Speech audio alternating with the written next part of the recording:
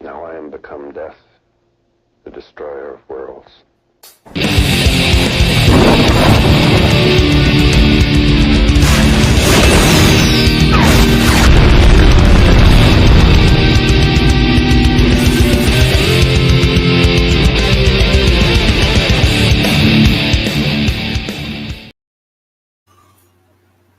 What is up? Welcome to Metal Bent Chronicles. Little live stream for you. I know it's kind of late. Not really expecting a lot of people to show up. I mean, it is 1 a.m. But it looks like we have James G. Warrior here. Welcome to this random stream. So, yeah, man, not much going on here. Been listening to a lot of music lately. It's like the only thing that literally makes me happy anymore in this world is music, because people sure as fuck don't make me happy.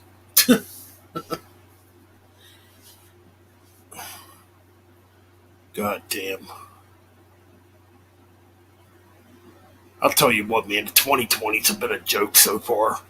This is a terrible decade.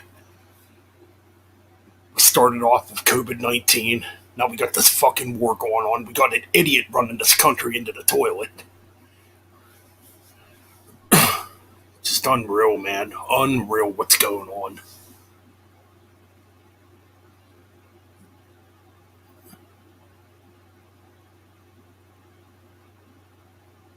Gabe Serbian? The Locust? No, not really.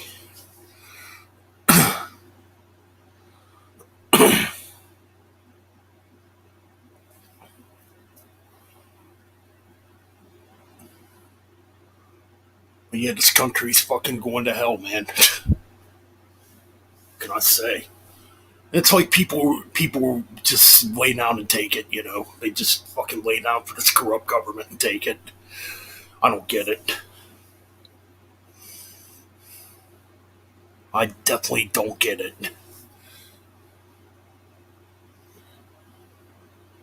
It's like if you come out and speak the truth, you're looked at as a bad person, you know. Just don't understand it, man.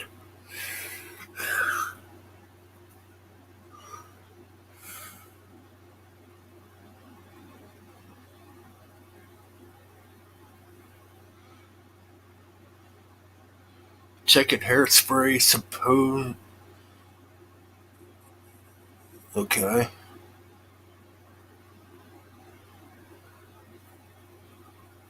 Cool. I'll check it out. I don't know, man. I'm seeing a lot of people talk about new metal as of late. I don't get it. I cannot get into new metal.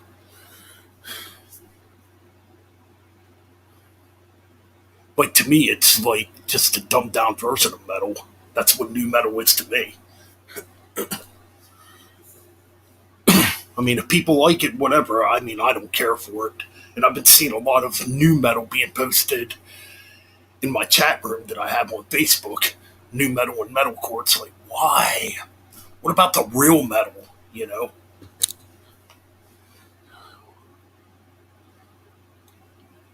Yeah, man. Apparently, new metal's making a comeback. I don't get it. I'm not into it. Like, there's other styles of metal that are just way fucking better. You know? It's like black metal. I'm not really into black metal much anymore either. I just think black metal's oversaturated and it lost its freaking feeling, you know? Ever since that Lords of Chaos movie came out, it's like now black metal's a trend, you know?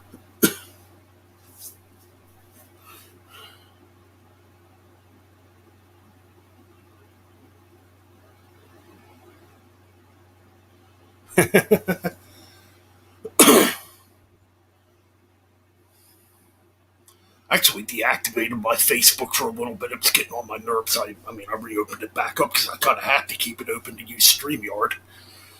But man, people were just posting the dumbest fucking shit today. You know, it's getting on my nerves. I'm like, come on, people.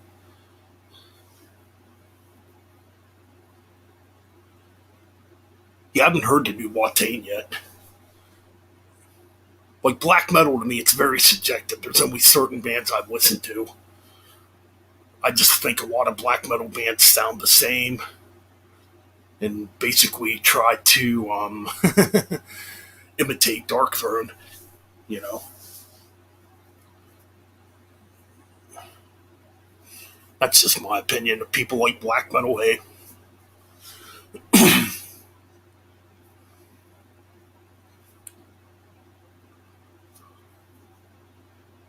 I mean, there's still bands I listen to. Like I still listen to Mordok,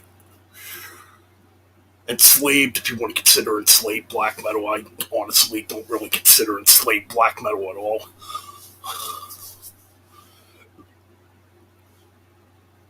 What's going on, Nick? How's it going, man?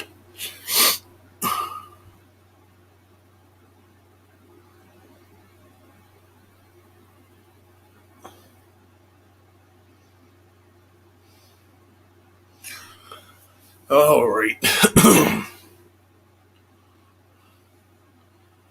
So you want to hear? I like playing music on here, but it just comes out sounding like shit through StreamYard.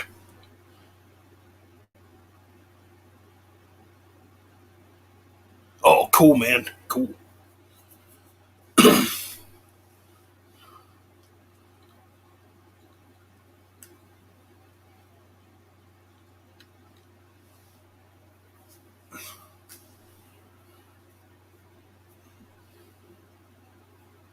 What's going on, Azags Abyss? Welcome to the stream. Yeah, just a random stream, really. Don't really have much to talk about, really.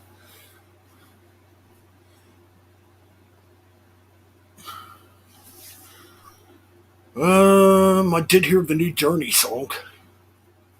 I know that's probably not a popular opinion around here.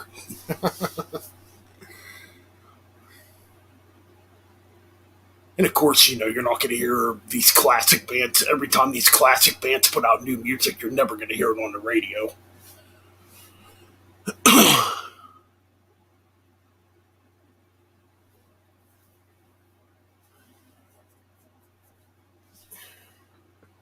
Yeah, I could send a link. Probably not going to keep the stream going too long tonight.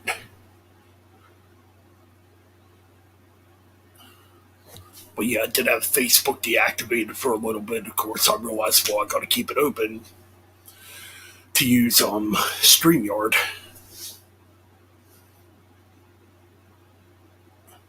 Just some of the shit people post on Facebook gets on my nerves, especially when people show off.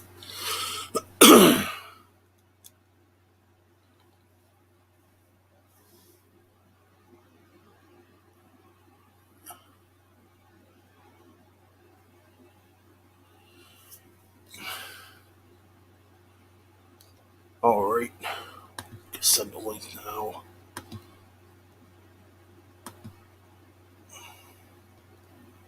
Oh crap!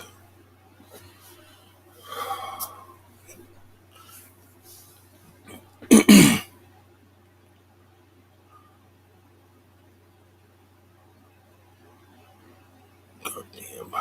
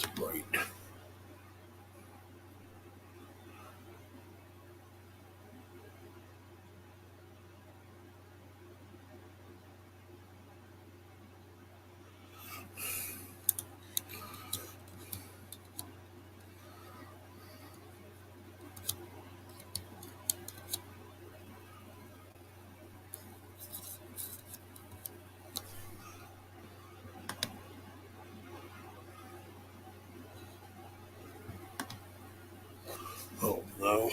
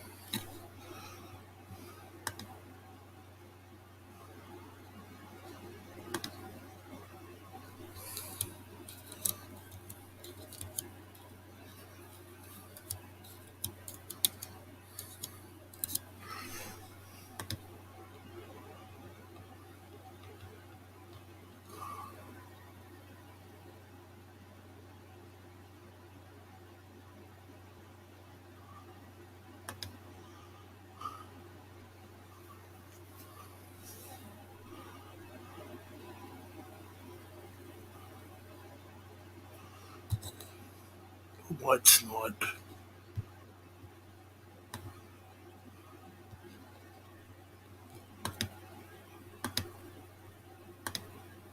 Shoot, I'll have to mess with that later. I apologize. I was trying to log into my Facebook, and for some reason, it's not letting me log back in. So I guess I'm not gonna have nobody on the stream tonight. Apologies for that. I'll have to see what's going on here. What's going on, Speed King? Welcome to the stream.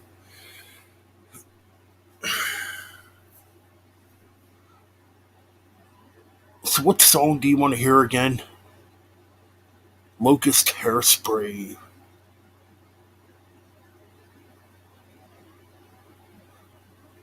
That's a fucking weird title.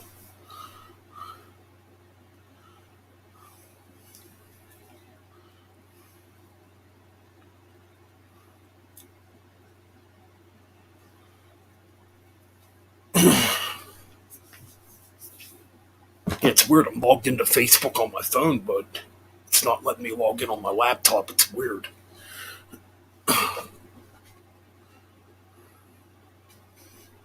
Oh well.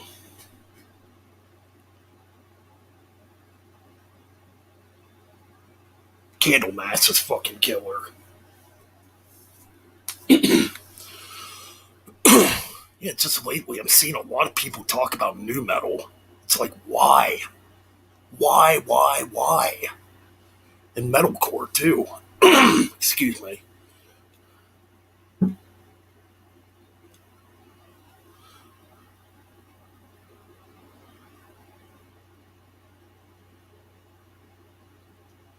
Hairspray. Let me look this up.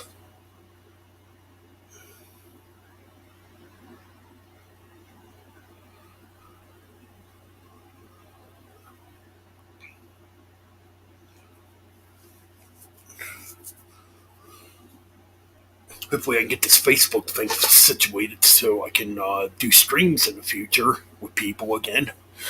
I guess I shouldn't have deactivated my Facebook earlier.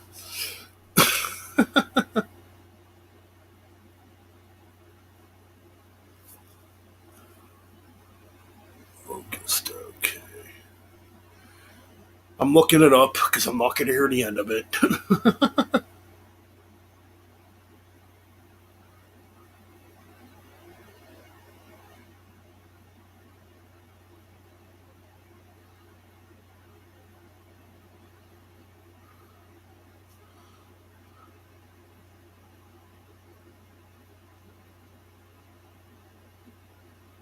Oh, Psalms 9 is such a great album. That's literally one of my favorite doom metal albums.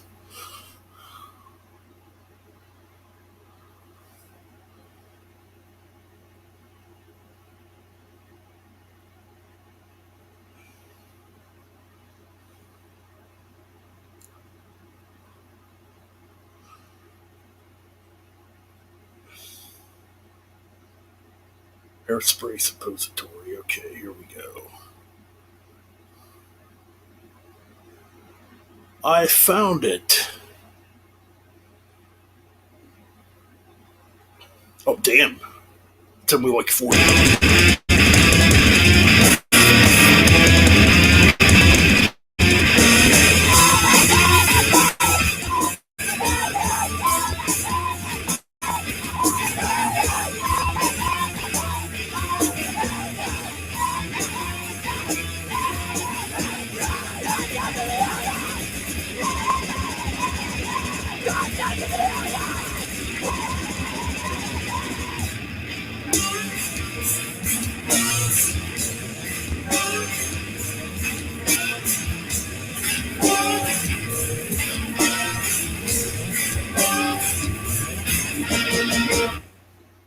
Is that what you wanted to hear, James?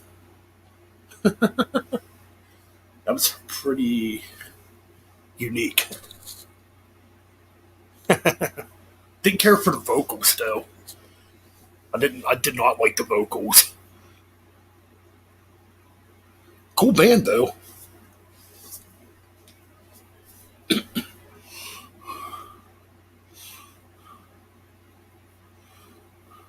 The Skull, that's another great album too by Trouble.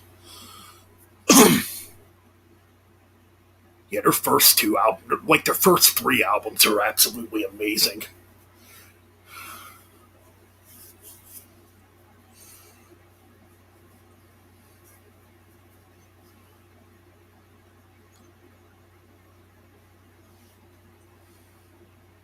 Yeah, the Locusts, interesting band. Almost kind of like that band Today Is Today a little bit.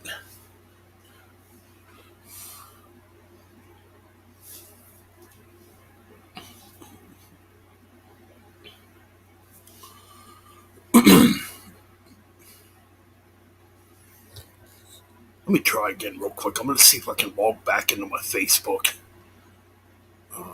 So I'm gonna turn off the camera for a minute. All right.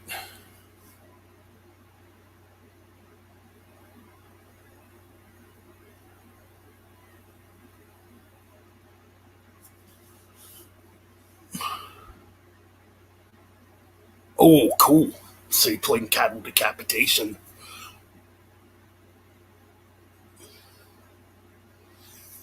Uh, I could try that, I guess. I don't know why it's not letting me log into my Facebook.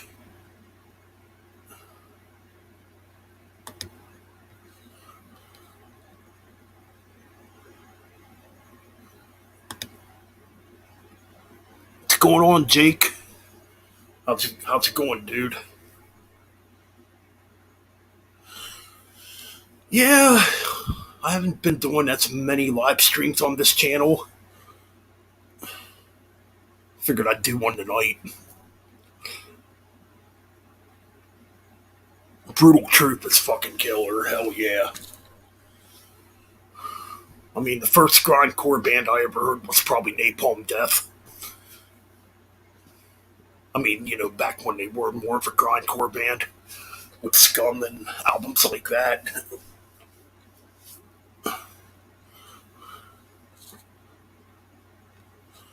Let's see if I can get into Facebook here again. Yeah, Napalm Death was definitely my first. I'm trying to think when I heard Napalm Death. It must have been around 92 when I first heard Napalm Death. Yeah, I just saw. Oh. Yeah, the first time I saw a Napalm Death picture, I'm like, oh, this band looks fucking cool. At the time.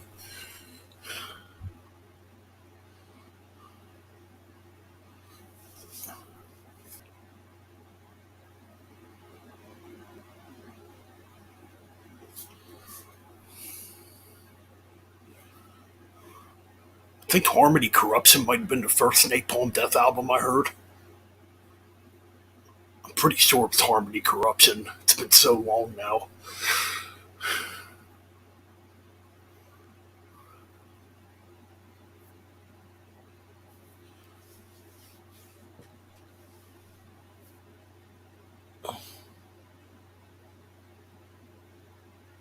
Hmm.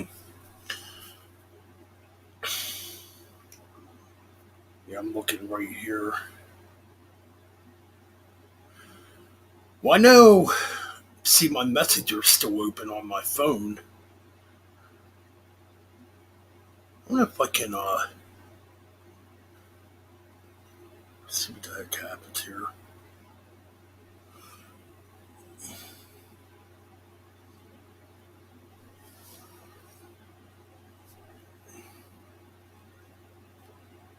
Yeah, my messenger still works.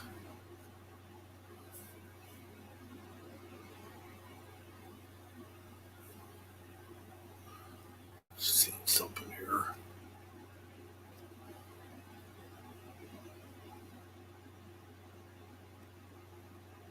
Yeah.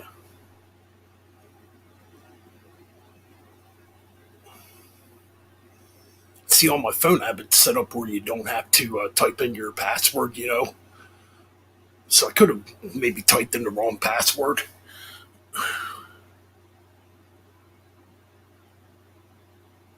Yeah. If I could try it through Instagram, I'll see what I can do here.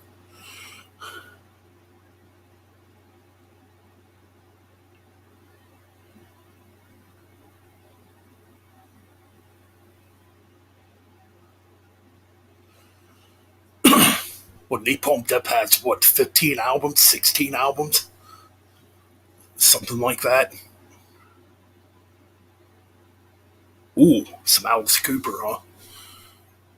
Dude, I think Brutal Planet's a killer Alice Cooper album. Still one of my favorites that he made. Brutal Planet, Raise Your Fist and Yell. Another killer album. See, I always preferred Alice Cooper when he plays heavy metal as opposed to playing his 70s style. Yeah, I think Napalm Death has like 16 albums. Well, didn't they just put out an EP this year?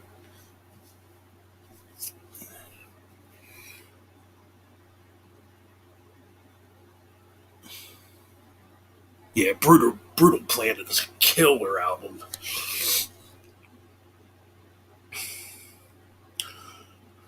Well, I know there's been a lot of hacking going on Facebook. I got a message earlier and I knew it wasn't the person that I know.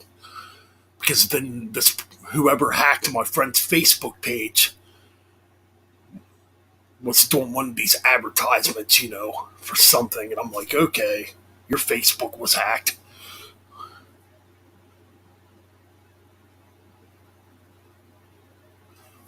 Yeah, Brutal Planet's probably his heaviest album.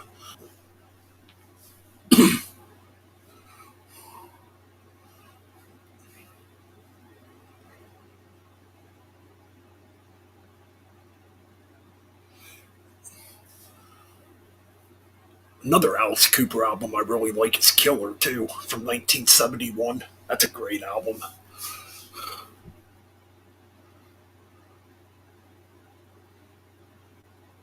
Freaking Napalm Death is killer live, too. Freaking Barney, he still jumps around on stage like a madman.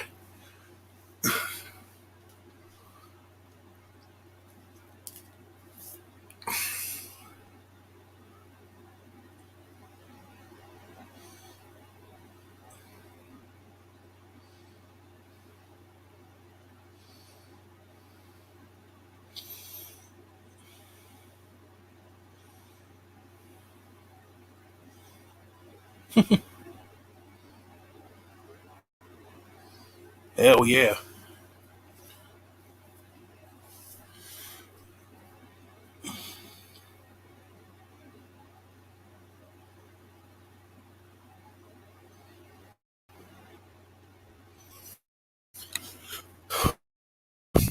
Yeah, man. I kind of wish metal and politics didn't blend together. because there's definitely a lot of politics I don't agree with.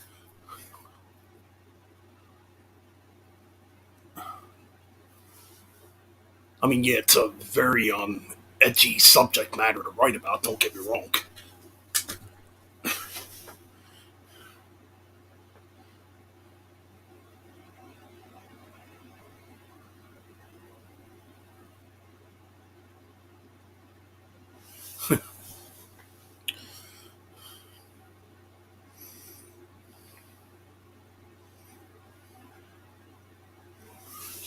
Well, I mean, that's the whole point of metal too, is to pretty much piss people off. I mean, metal's not.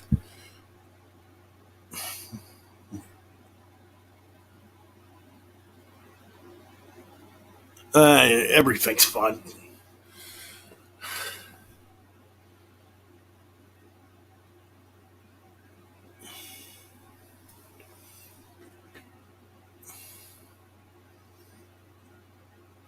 That's all cool, man. Oh, I bash Joe Biden all the fucking time, so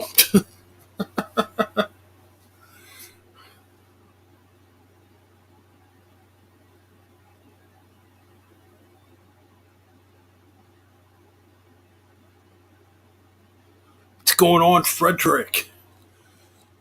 Let's see if I can get back into my Facebook here and try something else here.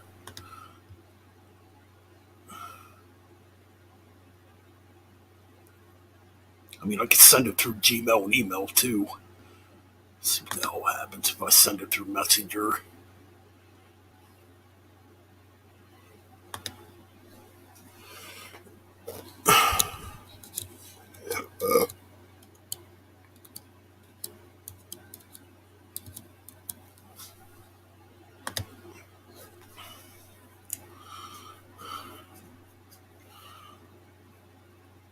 Now, okay, it's working now. Cool. Got it. Let's see if I can send Nick a link here.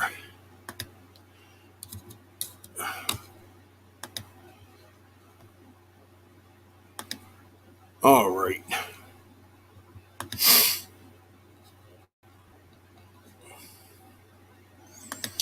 Got it fixed. Cool.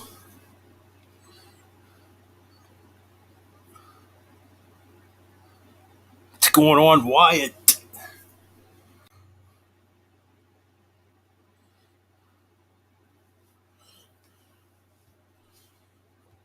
Oh,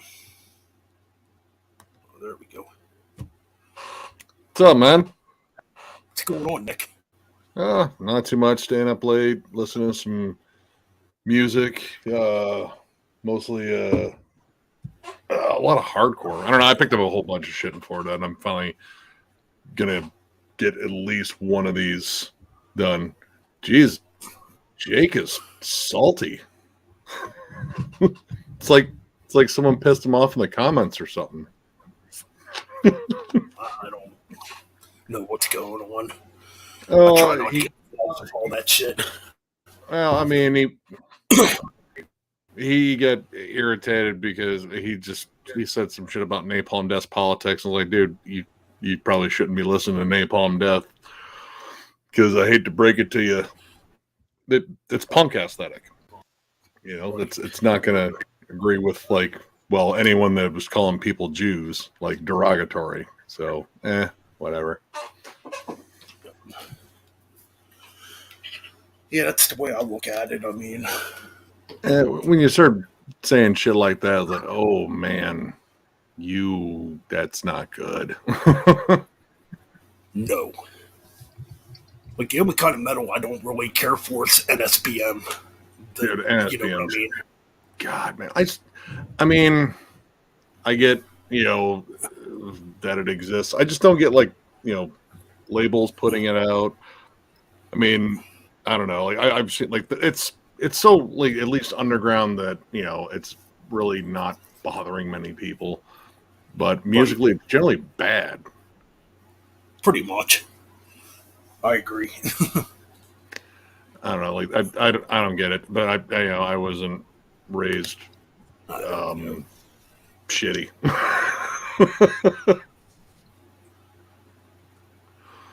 Oh no! When I was on Facebook earlier today, I got a message from somebody, and I could tell his Facebook account was hacked. Because I'm like, okay, this seems kind of odd.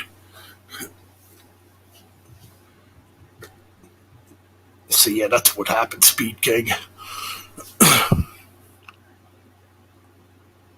So, So what have you been up to, man? oh, not much. I just woke up maybe a couple hours ago. Man, Just got some new CDs the other day. I got a couple more of those deuce-scented CDs,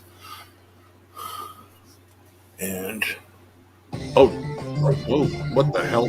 Sorry. What the hell was that? Oh, yeah, go ahead. Sorry, dude. I hit something. oh yeah, picked up a few CDs the other day. Um, just trying to figure out where I put them at. Is this it? No. Yep. Yeah, no, I was just checking out your stuff. I gave you a view, Jake. What's going on, Metal Madness? Welcome to the stream, dude. Hey, what's going on, Jeff? Oh yeah, Jeff's his name. I forgot. Oh, it's all right. Yeah, I gotta do a CD update video here again. I mean, I have gotten a few things. One of them, you got the oh shit, was it Impact or fuck? I have that album by Deuce Scented. Yeah, I got a couple of their other CDs too. Hold on 1 minute. I'm gonna see if I can find them here. All right.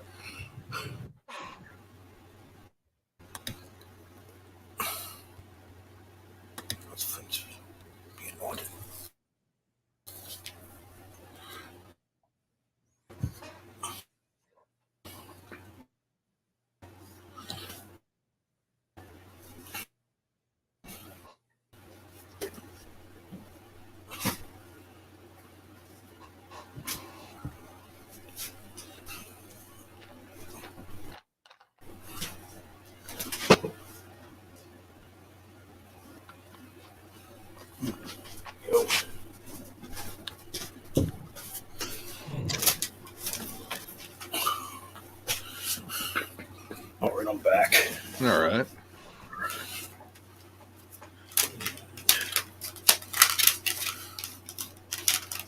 All right.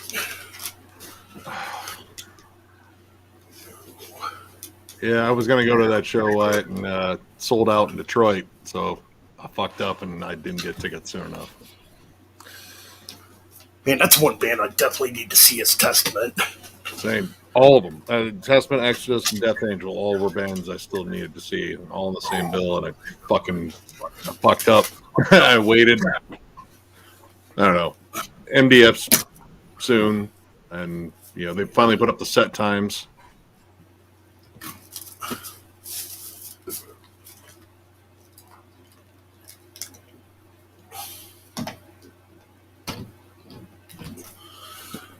All right, I'm back. So I picked up this Hypocrisy CD Catch 22. Oh, is that the original one? Because he did a version 0.2 or 1.5, or I think I had that one. Yeah, this is the original one. It's an okay album, I guess. It's a little different compared to the other Hypocrisy albums. Yeah, that one gets a lot of flack. I think a lot of people accuse him of going like new metal on that one. Like there's some new metal-ish stuff on it. I mean, it's still not a terrible album. Like if that's the sellout album, you didn't do a terrible one. See, I got the album Inwards by Deuce Scented. Yep, good album. Yeah, it's a brutal one. And which one's this? Yeah, I got this one too. Dude, I love that album, dude. The song Final Warning. Oh, man, yeah, this is a really good album. Oh. Yeah, there's definitely a lot more blast beats on this album, and I could definitely hear some, Slayer type of influence on here, too. Is that the 2-disc edition? Because there's a bunch of covers on the other one. Yeah, this is the 2-disc edition. Dude, the covers are good. And I didn't realize Millie from Creator does a guest appearance on here. I don't know which track that is. And it's got the new Violent. Yep, dude, that's a solid EP. I like it. I really enjoy it. I think the guitar tone on here is really killer, too. Dude, it's solid album. Like, I generally have a problem with Killian's vocals. Like, that's the one thing that keeps me, like, really loving, Eternal Nightmares. Like, I think the riffs on it are so damn good, but his weird yelping vocals sometimes are just too much. I mean, he definitely has a very odd vocal style. I can see why a lot of people don't like it. He sounds a bit better on here, though. Like, especially on like "Let the World Burn." Like, he sounds like fucking snarling on that. Right. I mean, it could be age too. That his vocals sound, a bit different now. But kind of thankful he can't hit those higher ones then. Oh yeah, I got this one too. Fueled by Fire, past, present. I've been meaning to get that. Future. Yeah, this is really good, especially if you like early Testament. I can definitely hear like that New Order influence on it. Chris actually put a couple of tracks on Metalomania for a show. I forgot they were around. I have 2 of their albums. They're both pretty good. Right. Chris Monroy from Skeletal Remains used to be in that band. Okay, yeah. And I think he might have only been on the first one, but he left that to form Skeletal Remains. Right. Then I got this one, Endless Pain, to reissue. This thing is freaking awesome. How the reissues sound? I haven't got any of them.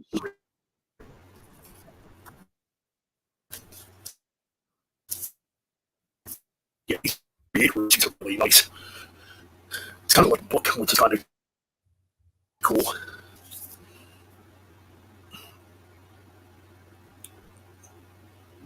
So yeah, I got the other, I think it's the original version of Endless Pain too. Or no, it probably isn't. I think it's a 1988 reissue actually from the other Endless Pain I have. I have to check. And your internet's getting kind of wonky. It was breaking up there for a second.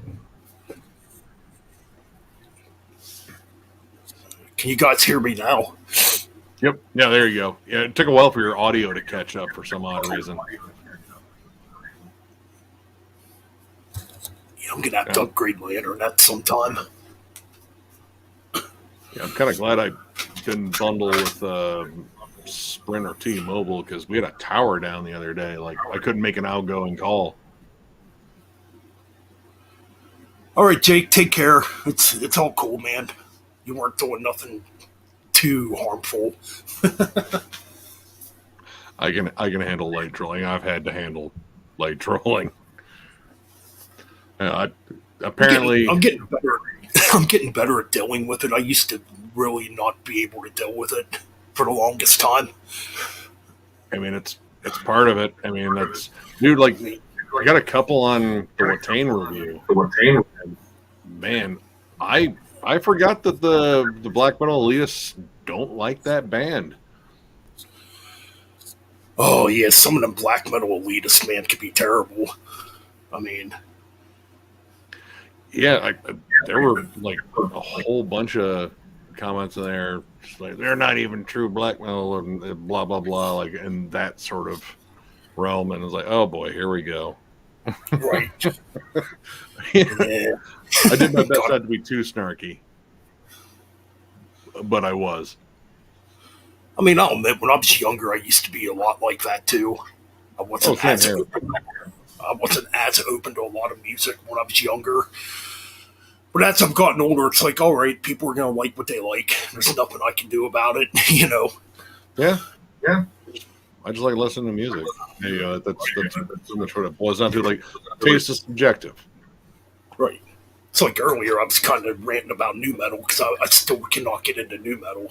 I mean, like, people like it. I mean, I got into it. Like that was I mean, all right, it didn't have as big of an impact as like thrash and death metal for me when I was a kid, but it was something I was into.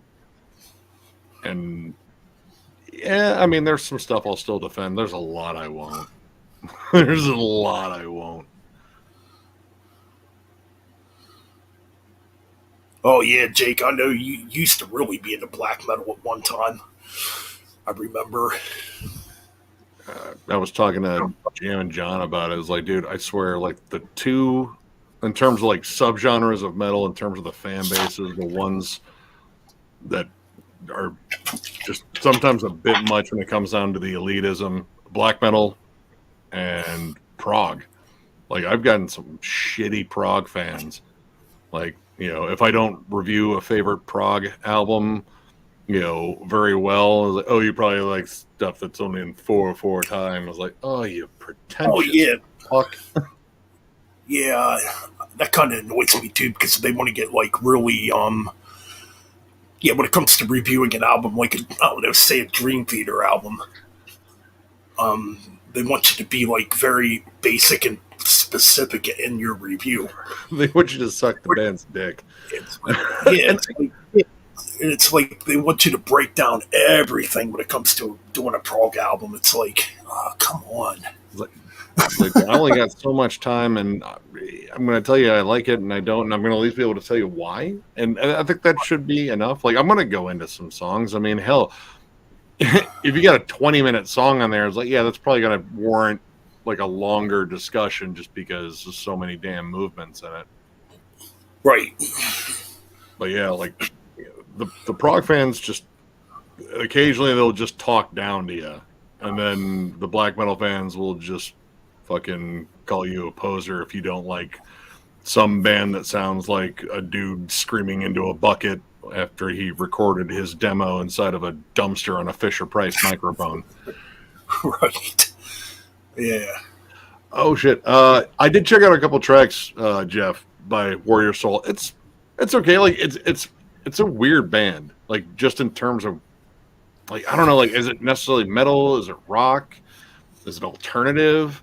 There's parts in there that kind of remind me of like not like hair metal, but like the post hair metal bands, like like Mr. Big and Firehouse. Like they weren't necessarily hair metal, but they were the bands that kind of sounded like them. They just took off the makeup.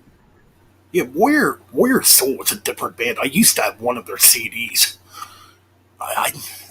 That's yeah. I don't know how to describe them. They're kind of like punky.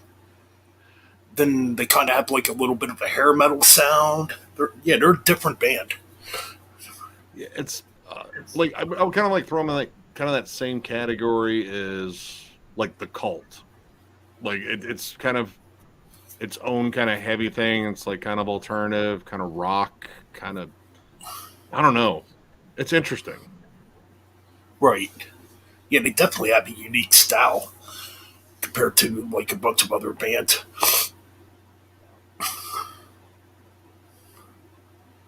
Yeah, I used to have an album. I forget what it's called, but it just had the word Warrior Soul in big letters on the front of the album cover. I forget which album that is now. I'm pretty sure Jeff would know exactly which album you're talking about. He and I were talking about. I think we ended up talking about them a little bit before we did the Killing Joke stream because Killing Joke was kind of one of those bands like they're not necessarily metal, but most of the metalheads get into them because they are kind of heavy in their own way. Right. And I think Warrior Soul kind of, kind of came in that conversation just in terms of like bands that were heavy, but they didn't necessarily fit in. Like I would say like Faith No More is kind of in that, like, are they necessarily metal? It depends on what song you're listening to.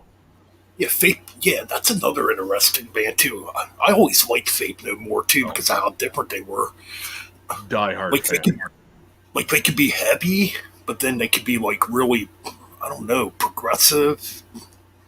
I don't know. They're kind of hard to describe. So much. There you go. Last Decade of a Dead Century. Was that the one? That might be it, actually. Yeah. Actually, I was gonna. You mean I can invite Jeff in here if you'd like. I mean, he can. Hey. Yeah. Hey, Jeff. You want to come on in and talk? You got someone that actually owns a Warrior Soul you can talk to. Because he pitched the band to me a while ago. I was like, oh, man, he was like, I can't believe you've never heard this. Like, man, I don't know. Somehow I missed this one, like even on MTV. Right. Yeah, and yeah, for Faith No More, Mike Patton. Mike Patton's the man, the dude. Oh yeah. I was just listening to Soul Invictus, the last Faith No More album again, and I was like, dude, this is so fucking good. I'm gonna have to go back and listen to that again. I heard they're working on it. I thought I heard they're working on a new album. They were, but didn't Mike Patton go into a mental institution too? Well, I think he just. Hold on here. I'm going to send this link to Jeff real quick. All right, cool. Let's see. I think he said he just wanted like some time away from like everything. I guess I guess the pandemic hit him really hard, and like psychologically, and he just wanted time away from it. There we go. Paste and my pussy stinks. Wonder who the hell this is. Wash that shit. Jesus Christ, man. Damn. Take care of that. What the fuck, man? Fucking bring your yeasty ass in here. Yeah, I'm live.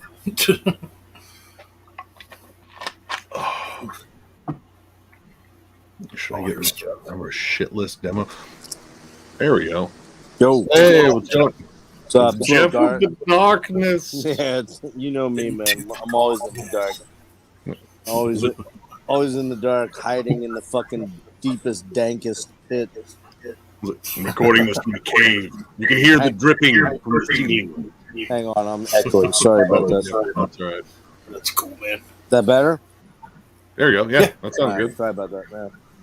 Yeah, Ben, that's the album. Last Decade, Dead Century. That was their debut album. Yeah, that's the one I used to have. The reason we were talking about it, Nick, was because Paul Ferguson plays drums on it. There it is. I knew it came up in Killing Joke. Yeah. I couldn't remember exactly what it was. So Eric just hit me just about 10 minutes ago. He's like, "Are we doing that? We doing that deep dive on Warrior Soul?" I'm like, "Dude, I was waiting to hear from you, man. I'm ready to go." I said, "I'm gonna listen to everything." Yeah, I'm gonna. I don't own them all though. I only own the first 4, and then Corey pretty much disbanded the band at that point. Like John Rico left, the guitar player, and they had a different drummer, anyways. And the drummer actually, strangely enough, the drummer from the second and third album, Drugs God and the New Republic and Salutations from the Ghetto Nation, he ended up fucking being murdered in England in like 2002 or 98 or something like that. Two fucking punks grabbed him and robbed him and fucking stabbed him and lit him on fire and threw him in a dumpster. Holy shit. Yeah, pretty fucked up, man. That is fucked up. But after the fourth album, when Geffen released them, their fourth album was called Chill Pill, and it was pretty much a fuck you to Geffen, because Geffen told them when he was recording it, he told Corey, he's like, we're gonna drop you. And he's like, all right, well then fuck you. I'm gonna give you a really shitty album. It's a good album, but it's not great like the first 3 are. Yeah. And it's called Chill Pill. So I have the first 4 of them, the reissues with the bonus tracks and the slipcases and everything. But then on the 5th album, he completely pulled a whole new band in for that, and it's called, I think it's called Warrior Soul and the Space Age Playboys or something like that. And it's a real glammy album. Like, it's super glammy, but it's heavy, man. And it's good. But after that, then, the 5th album is called Chinese Democracy. Right. And the reason it's called Chinese Democracy is it's Corey's big fuck you to Axl Rose. basically, Corey doesn't give a fuck who he pisses off. He just is like, "Fuck you, man." If you know, like, That's also Axl Rose. Well, yeah, but I think there was something that. I think the story behind that is that I can't remember what the deal was, but you know how for forever Chinese Democracy was coming out for like 14 years or something like that, and you know you kept hearing about it and reading about it, and then it was this guy, and then it was that guy, and everything. And I think Corey was just like, wouldn't it be fucking funny if I went in and recorded an album in like 3 months and called it Chinese Democracy? Just to be a dick, and he did. Be funny to everyone except for one person. Yeah, but it's not that great. It's, you know, the last 4 or 5 Warrior Soul albums are kind of like Corey Clark solo albums with like a revolving cast of like guys that come in and play and do a short tour where from what I gather, I think Corey's got a pretty heavy duty alcohol issue. Oh. I think he struggled, and his voice. Well, you remember he went over to Trouble for a little while. Yeah, I do remember that. Remember that? Yeah. I don't remember what year it was. I'd have to look it up, but I'm gonna look it up right now just because I'm kind of curious. I don't. Was he before? Kurt? No, Kurt? before they got what's his name from Exorder? The Exorder guy. I thought his name's Kurt, isn't it? Kyle. I think Kyle. Kyle. No, it was after Kyle. Yep, Kyle Thomas. It was after Kyle. I want to say it was like maybe like 6 or 7 years ago, maybe like 2014, 15, somewhere in that range. Corey Clark. It was 2008 to 2012. Oh, 8 to 12. All right, so I got the tail end of it. I didn't know he was with him that long. But they didn't actually record anything with him, I don't think, except for a live album, I think. His voice was rough, man. It was already struggling. They did a live album. Yeah. Live in LA in 2008. Yep. Yeah, that was the one they did with him, but they didn't do any studio shit with him. And I don't know whether it was just because he was unreliable or whether the guys were like, I think he was mainly just a live performer with him. Well, I mean, that was by the time they were still kind of searching for a permanent fit after Wagner left, obviously. Yeah, well, did Eric ever go back? No, when he left, he never went back, right? The last thing he did was Simple Mind Condition, and that was 2007. Yeah. Okay. Yeah, that was it. I never listened to the Distortion Field. I mean, you know, I didn't really hear much about it. I have that one. It's not bad. It's good. It's kind of weird though. It just doesn't seem like Kyle's voice fits that band. I don't know. It's not bad. It's not bad at all. But it's like, you know, that band was so, I think it was so centered around Eric's voice that it was hard for me to listen to them with anyone else singing for them. You know how that is? Sometimes you hear a certain band and you're like, man, I don't know, I just can't hear anyone else singing for that band, you know? Yeah. It's kind of like when Iron Maiden had Blaze Bailey. Blaze Bailey never fit Iron Maiden. Yeah. That never worked. But I do like Blaze though. I mean, his solo stuff's really good. I've never listened to his solo stuff. There are some songs on the X Factor I really like. Yeah, there's some great songs on there. But his voice just doesn't seem to fit the music right for some reason. When I heard the live tracks of him being like "Fortunes of War," man, it sounded like a deaf guy covering. Right. Like, "Fortunes of War," like, dude, yeah. Whoa. That's a good way to put it. Like he was so flat and like atonal. It was kind of like when Ripper came into Priest. I mean, you were so conditioned to hear Rob that although Ripper's a good vocalist and he has his own vibe, even though it's very Rob like, it's not Yeah. Rob. But the thing Right. is, you just hear Priest, and you're like, man, I just don't want to hear anyone else sing for that band.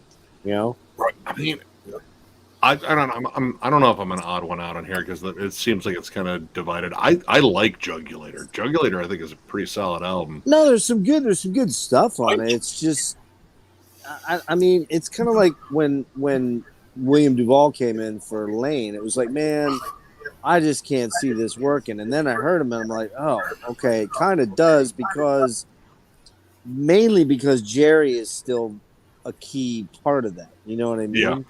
Like, if Yep, William's got a good voice, but if he had to carry everything on his own, it might have been a little bit harder to sell me on that. But he doesn't really have to, even though he does a great job with a lot of the songs. I don't know if you've seen any of the Cantrell solo shows at all. Have you seen any of those online? No, I haven't actually sought him out. I still got to get the new Cantrell album too. Like, It's kind of a letdown compared to Degradation and Boggy Man. Both those are such fucking amazing albums, and this one's kind of a country album in a way. And not that Jerry isn't a country guy, but it's very acoustic based. It's not very heavy. It's not very dark. It's actually almost bright, like almost happy in a weird way, which I'm not used to hearing from Cantrell. You know? No, Degradation Trip was, well, if you get the special edition, that's 2 discs worth Dark of as sad, dark music. That's a really good album. It's killer. That could eat Sleeping in Alice in Chains album too. Well, I think it was supposed to be, right? It was basically, yeah. I mean, that was stuff that he was working working on. A lot on. of stuff he was working on that Lane was just too sick to fucking, do anything with. But I mean, I'll probably end up picking it up somewhere along, just because I'm a Cantrell fan. But it was, I have to say, I was stoked for it.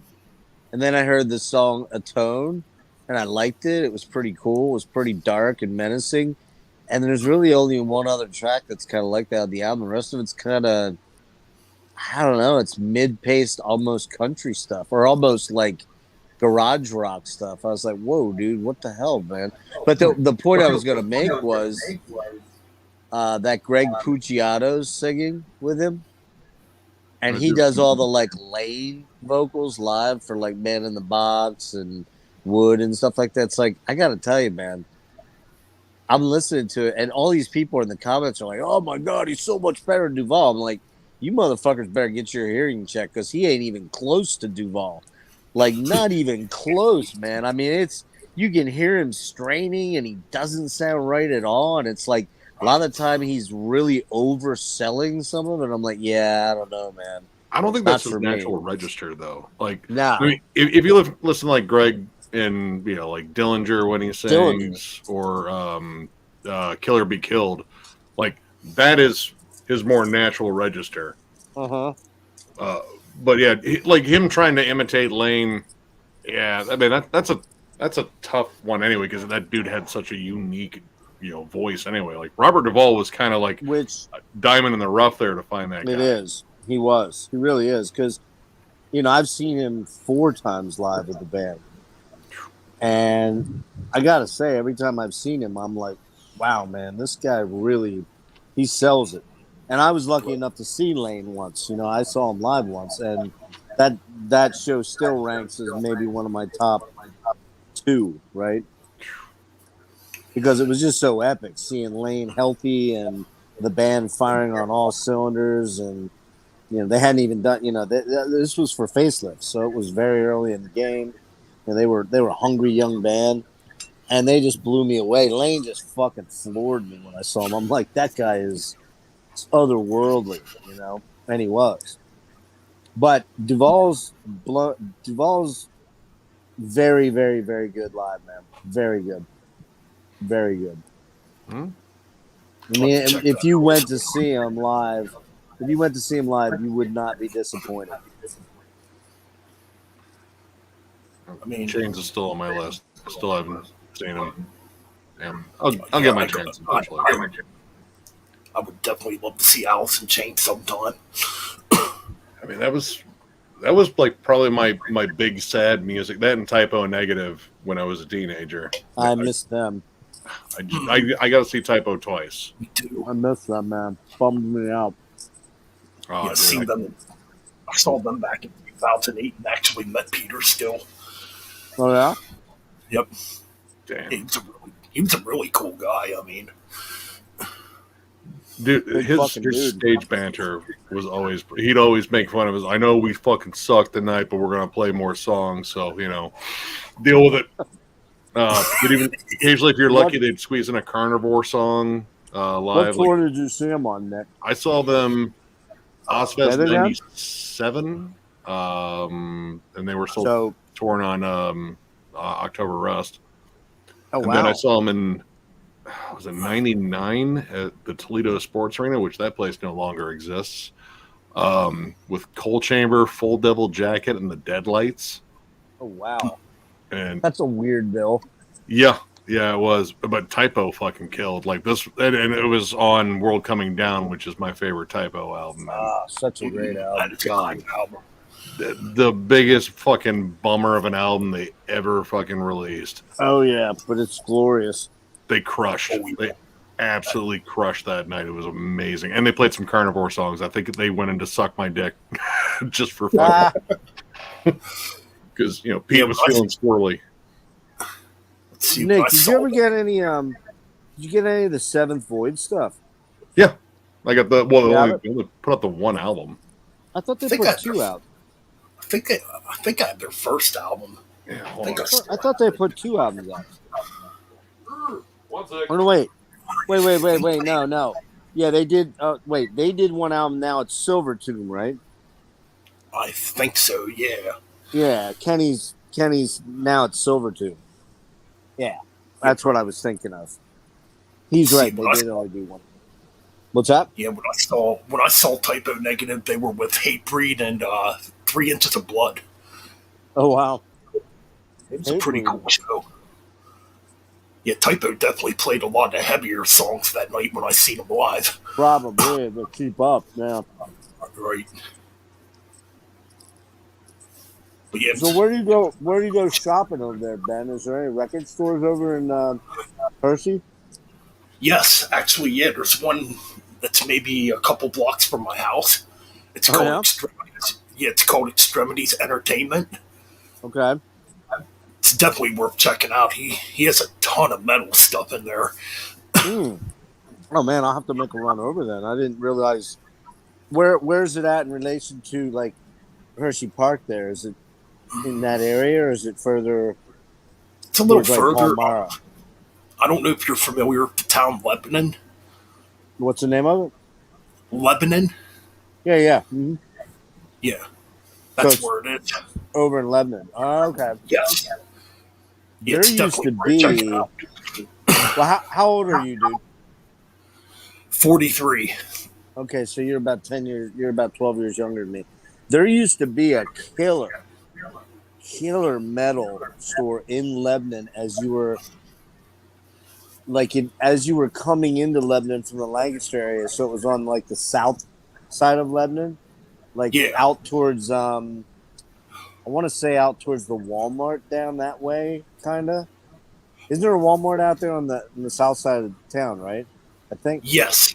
Yep. Yeah, there used to be I cannot remember the name of it, but man, I'd say 20 years ago it was there, and man, that dude had fucking rad imports, man. He had like everything you could think of, Might be. and I can't remember the name of it though, man. It might have been.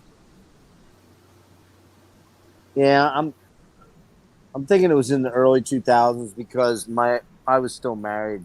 And I used to I lived in E-Town. I used to make a run out to that store because that guy had like shit you could not get anywhere else. And this was, obviously this was before Amazon and stuff like that. Can't find it. No, I just recently cycled in all my music, so I might have fucked up like putting shit someplace, so I might have to root around and find it. Well, I goofed up. I was thinking Silver Tomb. I have that Yeah. So Yeah. does Silvertune have 2 out though, or just 1? I think just the one. And dude, Kenny Hickey fucking kind of sounds like Chris Cornell on that. Yeah, he does. Like he's What's going He's on, got a good Ryan? voice. what's up, Ryan? Hold on, I gotta piss and grab a smoke, but I'll be right back. Yeah, he's got a good voice. What's that other band called? What's It's got up? members of Typo Negative in it too. Ollie Pell Horse named Death. No, that's the drummer, the old drummer, Sal. And I think, yeah. Who's now playing with shit, who's he playing with? He's now playing guitar with somebody pretty big. Let me think. Let me look here a minute.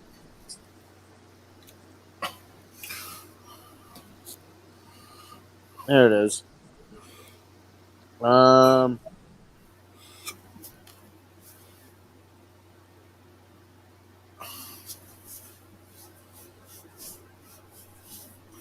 it's still called. Okay, I know he joined up with somebody else that they're doing a band right now, and I know he was also. I know he also played with Life of Agony too. Right. But I can't remember who. He joined up with somebody that's like pretty major, like a vocalist that's pretty major. Damn it, Nick might remember. Yeah, I can't remember who it is, but it's not hitting me, and I just looked on Wikipedia and I don't see it there. But yeah, that I never really checked that out. Did you ever check that out? It's a good band. They're kind of like, they kind of have that Typo Negative Kind of style. like Typo, yeah. They kind of have a Typo vibe, right? That's what I thought. Look, I remember. I think I checked out the debut way back when, like quite a long time ago. That's probably 7-8 years ago. And I thought to myself, this kind of sounds like Typo. Yep. It's pretty good music. I mean, Yeah, he even has sort of a Peter Steele vibe to his voice a little bit. a little bit. Yep. A little bit, wow. But I don't know. I don't own anything by them, but I do like. I really do like Kenny, man. Kenny Hickey's pretty talented dude. Oh, And he is. the other dude, Josh, the keyboard player, he's like a major, like big time EMT or something in New York City. He's an emergency med tech. I heard that. So Yeah. Hey, he doesn't have any. You remember that crazy long ass hair he had? He doesn't have any hair now. He's bald. holy cow, he cut all that hair. Yeah. If you look him up, he has no hair. He's like bald. Super funny looking. And he had that fucking massive head of hair, man. That hair was like insane. Oh, freaking yeah! He had like some long fucking hair too at one time. Yeah. I'm looking up a pic now. I want to see what he looks like now. Yeah, if you look it up, I'm pretty sure if you look up like Google Images, it's in there. Let's see what comes up here. These are old pics. His name Josh Silver, right? Yep.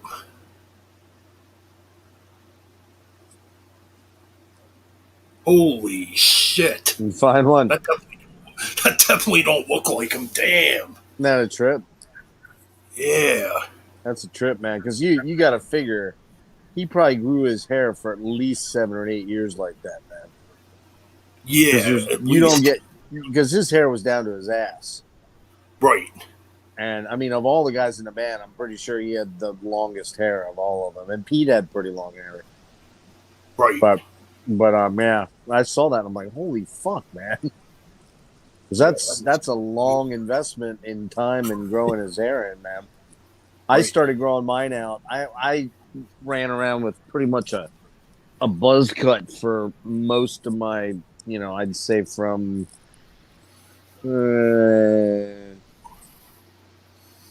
somewhere in the early 2000s until about 2018. I would just cut it myself with clippers, Right. And I worked at an office and I had an office job. I had a management job. And so it just was, and then I worked I was the HR manager and safety manager for a big foundry down in the southern part of the county. And, to have super long hair, it would have been, going out in the summertime out in the foundry, it would have been pretty gnarly, right?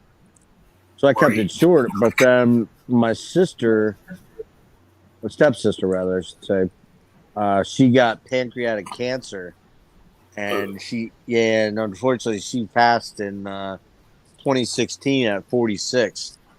Sorry to hear that, dude. And yeah, it's a bummer. She's such a good person. But anyways, I kind of decided then I was just gonna let my hair grow out, and then at a certain point I just cut it and give it locks of love. You can't see it here, but my hair's it's about as long as yours, maybe a little bit shorter. And I started growing it in November of 18, and I didn't have a cut. I didn't have it cut at all until January of just this past January. Oh, wow. Yeah, it was a long ass time, man. So I know I started growing mine when I was around 14. yeah, So I've had. I mean, it's kind of weird. When I was younger, I used to have a mullet. mullet. Off again. Everybody had a mullet back in the day, man. Dude, I got one better. I had a rat tail. Did you really? I had a rat tail and I had lines shaved on the side. Did you really? Oh yeah, dude. I was that kid. You were that kid. I was that kid. I pissed off my mom because I cut off the rat tail myself, and I guess I cut it off all fucked up. But dude, that thing was long. Like it was. Shit. Oh yeah, dude. Full on fucking rat tail. I think I even had it braided at one point. Did you really? Oh man. Oh yeah. It was the 80s, all right. We gotta see pics of that, man. We gotta see pics of that. I don't know if my mom has any pictures of that. I mean, she definitely has me, like, with, like, I guess it was kind of a mullet, but it wasn't a long one. I had my hair, like, short for the longest time. I didn't start growing out my hair until high school. And that's coincidentally when I discovered fucking weed. I told my mom, I was like, listen, all right, because she still has my old yearbooks. I was like, all right, I want you to go in my freshman year yearbook, look at me, all fucking nerdy and awkward and goofy, and then look at the sophomore year, and I'm wearing like a mushroom necklace, and because I got baked before I took the picture. Did you really? It was like, yeah, there's the before weed and after weed picture. Well, I had like back in the 70s, man. You know, the big thing was, this is the late 70s, so this would have been 77, 78, something like that. My 8th grade picture was, puka shell necklace was the big thing. You had to have a puka shell necklace. And you were cool if you wore a concert shirt. So only like me and one other kid wore concert shirts to our our 8th grade pictures. I was wearing a Journey Evolution t-shirt, man. And I was, and the big thing too then was wings. Your hair was parted in the middle, and it was winged. Exactly, it was the Farrah Fawcett sort of thing, But I had for my 8th grade picture, my hair was down around my shoulders, and that was pretty long back there, especially in the late 70s for Texas, man. Because if you were Texan, everybody was a fucking cowboy when I moved down there. Everybody had their hair short and dip skull and shit like that. And there's, I'm this long hair. Oh shoot! What happened? Did you hit the wrong button? Or there it is. What happened to me? What'd you do? I was like, what happened to me, man? You're paranoid hearing about your haircut. he didn't like. I said wings, and that was it. Ben said, "You're out of here, man." That's it. I can deal with the rat tail. The wings, what the fuck? I was going to lay my foot down and I accidentally hit the button. But yeah, we were just talking when you were away there, Nick. Are you? Do you remember the announcement of who? Sal Albruscato, you know who that is? The drummer for Typo, the original guy? Yep. All right, so he did that A Pale Horse Named Death or something, I think it's called. Did you see a little while back that he's now teaming up with some big-time vocalist for a band? No, I was kind of curious if A Pale Horse Named Death was still going. Because he had Johnny Kelly in there too, right? Well, yeah, Johnny's with Danzig, and he's also with Quiet Riot, of all things, too. Well, a gig's a gig. Yeah, I don't know.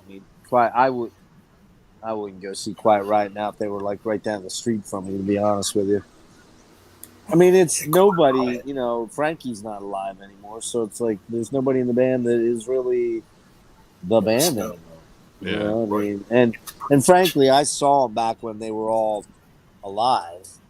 You know, I didn't not with Randy, but with with Carlos, and they were fun. It was a weird bill. I've talked about this before, but it was Zebra open and slayed everybody. In my opinion, I thought Zebra fucking wiped everybody else out, and then fucking Quiet Riot, and I think it was on their second album. I think that they'd already gone.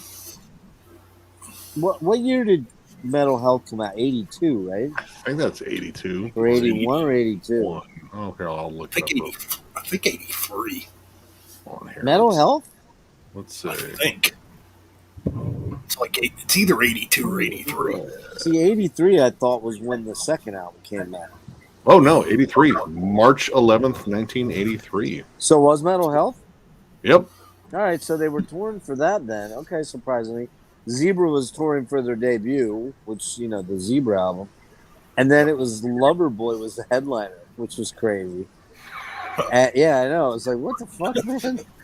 Like, what a weird bill, Yeah, alternate universe where that makes sense. And they were all right. I mean, they were Loverboy was okay, but I mean, they weren't. I just thought Zebra crushed everybody, to be honest with you. And it was, Zebra wasn't like a metal band, but they were kind of like a hard rock band. Yeah, I vaguely remember Zebra. Like, I want to say, yeah, they had that. Didn't they have that song "Tell Me What You Want"? They had "Tell Me What You Want" and "Who's Behind the Door" was the big single. Yep. I have to go back and see if I can get like something that clicks in my head if I hear it. Oh man, "Who's Behind the Door" is so fucking good, man. I mean, but they definitely were a little bit more proggy Zeppelin kind of ish, Zeppelin proggy-ish sort of kind of. They weren't like a metal band, but I'm telling you right now, man, you ever want to see a fucking badass show? On that same tour, they but earlier in the year, like in November of '82, I guess it was, they videotaped for like I don't know what it was for, but it was some kind of concert series that would do like live shows. It wasn't Don Kirshner's, but it was something like that.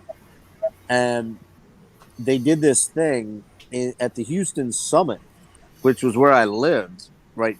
Like 2 years prior to that, I lived in Houston. I'd gone to see that's where I saw my first Rush show, was at that show, at that venue in '80. And there's a live show of Zebra just fucking kicking massive ass live, dude. Just so good. And Randy Jackson's just got this crazy fucking good voice, and he's a wicked guitar player too, man. You ever find that online, man? It's well worth watching. It just shows them at their peak power. And that's a band that, believe it or not, when that album came out, that debut album came out, the Zebra album on Atlantic, that was the highest selling, or what's the word? Not highest selling, fastest selling and highest amount of debut album to that period in time ever. Wow. Which is crazy for '83. See, I can even see the logo in my head. I don't like. I might have listened to them in passing. I just I don't know, like, but I mean that comes out of an era of music. I like the weird rock bands of like the '70s and stuff, like the almost proto metal, but it was just like more hard rock. And the weird experimental stuff. That would kind of be these guys for the most part. They weren't prog per se, although they did have keyboards, but they weren't like like wanky keyboards. You know what I mean? Or like like what Rick Wakeman keyboard solo. I love stuff. Rick Wakeman. No, I do too. But what I'm saying is that the keyboards were more of like background. You know what I mean? Okay. And so then you had. Right, yeah, exactly. And then so you had the real key to the band was kind of like all three of the guys were pretty much virtuosos, but Randy Jackson, the singer, just, man, what a fucking voice, man. Oh, so good. And then he's a wicked fucking guitar player too, man. Like, just And it's a 3-piece, like Rush or like Triumph. They kind of remind me kind of like a Rush Triumph band, only maybe not as AOR friendly as Triumph, and not as maybe mystical proggy proto metal as Rush. Kind of in between a little bit. And yeah, I mean, it's that debut album is one of my favorite albums of all time. And fucking Rick, man, sent me he went to Record Store Day for me last Saturday, and he grabbed me Angel Rat and then the 2 Bowie albums, and then I get this package from him, and it's got the Zebra album in it. Oh, nice. And he's like, I'm like, and it was a used copy, but it was like all mint. I'm like, where'd this fucking Zebra album come from? He goes, oh, that's my copy, man. He goes, I only listened to it twice. I like it, but you'll get way more mileage out of it. I'm like, dude, you know how Rick is, man. He's like, yeah, always surprised. Rick's like the solid dude of solid dudes. Oh, he's like, ridiculous. It's like fucking ridiculous, man. That guy, and he remembers stuff. Like when you mentioned something, like if you said some super obscure band you've been looking at, you just haven't pulled the trigger on it yet, and then suddenly you get a package from it, and it's that fucking band. You're like, God damn it, Rick. Yeah, I'm still going through the stuff that Lonnie sent me, man. He sent me a lot of... Did he? Dude, he sent me, I guess he's big on zine culture. So, like, a whole bunch of underground zines. Like, it brought me kind of back to when I used to collect these things. Like, what is this one? Morgrot? Came with a compilation, too. There's, like, fucking 20 tracks on it. No, wow. Yeah, bunch of stickers. Yeah, this one also came with a Soul Grinder zine. This one came with a fucking sampler, too. It was like a 4-way split EP. Only putting this one up real quick. Oh, look. Okay. Yeah, there's some naughty albums. Yeah. It's a little, people can freeze frame that later. Mm-hmm. But yeah, this is like predominantly a black metal one. Like I can put up that much because, yeah, there's a lot of, yeah. That's all, yeah. But yeah, it was really cool him just to send me this stuff, and some really interesting like underground bands I had never heard of, and yeah, he just hit me up. Lonnie is the king of the $50 for 100 CD lot buys. You know what I mean? Oh, I know. He loves fucking buying those things. Where was it the Severed Records one? Like he did like the 100 CD or 200 CD box or something like that. Yeah. Which is nuts. It's insane. Fucking Levi, he got the last box they had at Transcending Records for their CD sale. That 30 for like 45 or 50. Like he got a bunch of cool stuff in there. Actually, he got Mark G, his band, Enchantment. Enchantment in there. Like, oh shit, yay! God, what else? He got a whole bunch of stuff. I was like, well, that was a pretty solid box. And there was enough stuff there I didn't have. I was like, fuck, I should have got one.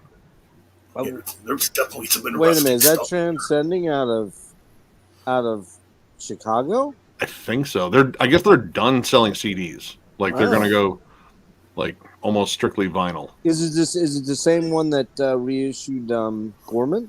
Yep. He actually got that reissue. Oh damn! I didn't know they were doing a sale thing or anything. Huh? I guess someone told me about it. Actually, it might have been Levi too, and I totally fucking forgot about it. A quick funny story for you. I wake up today around 11:30 because my sleep schedule's all fucked up like usual, and check my phone to see what time it is, and there's a message from Brian, and he says, I just looked at how does he say it? I just looked in Meteor Gems, or Meteor Gem just sent me a recommendation. They have the last 3 Yob albums I need to complete my collection, and I need you to very diligently talk me out of buying them.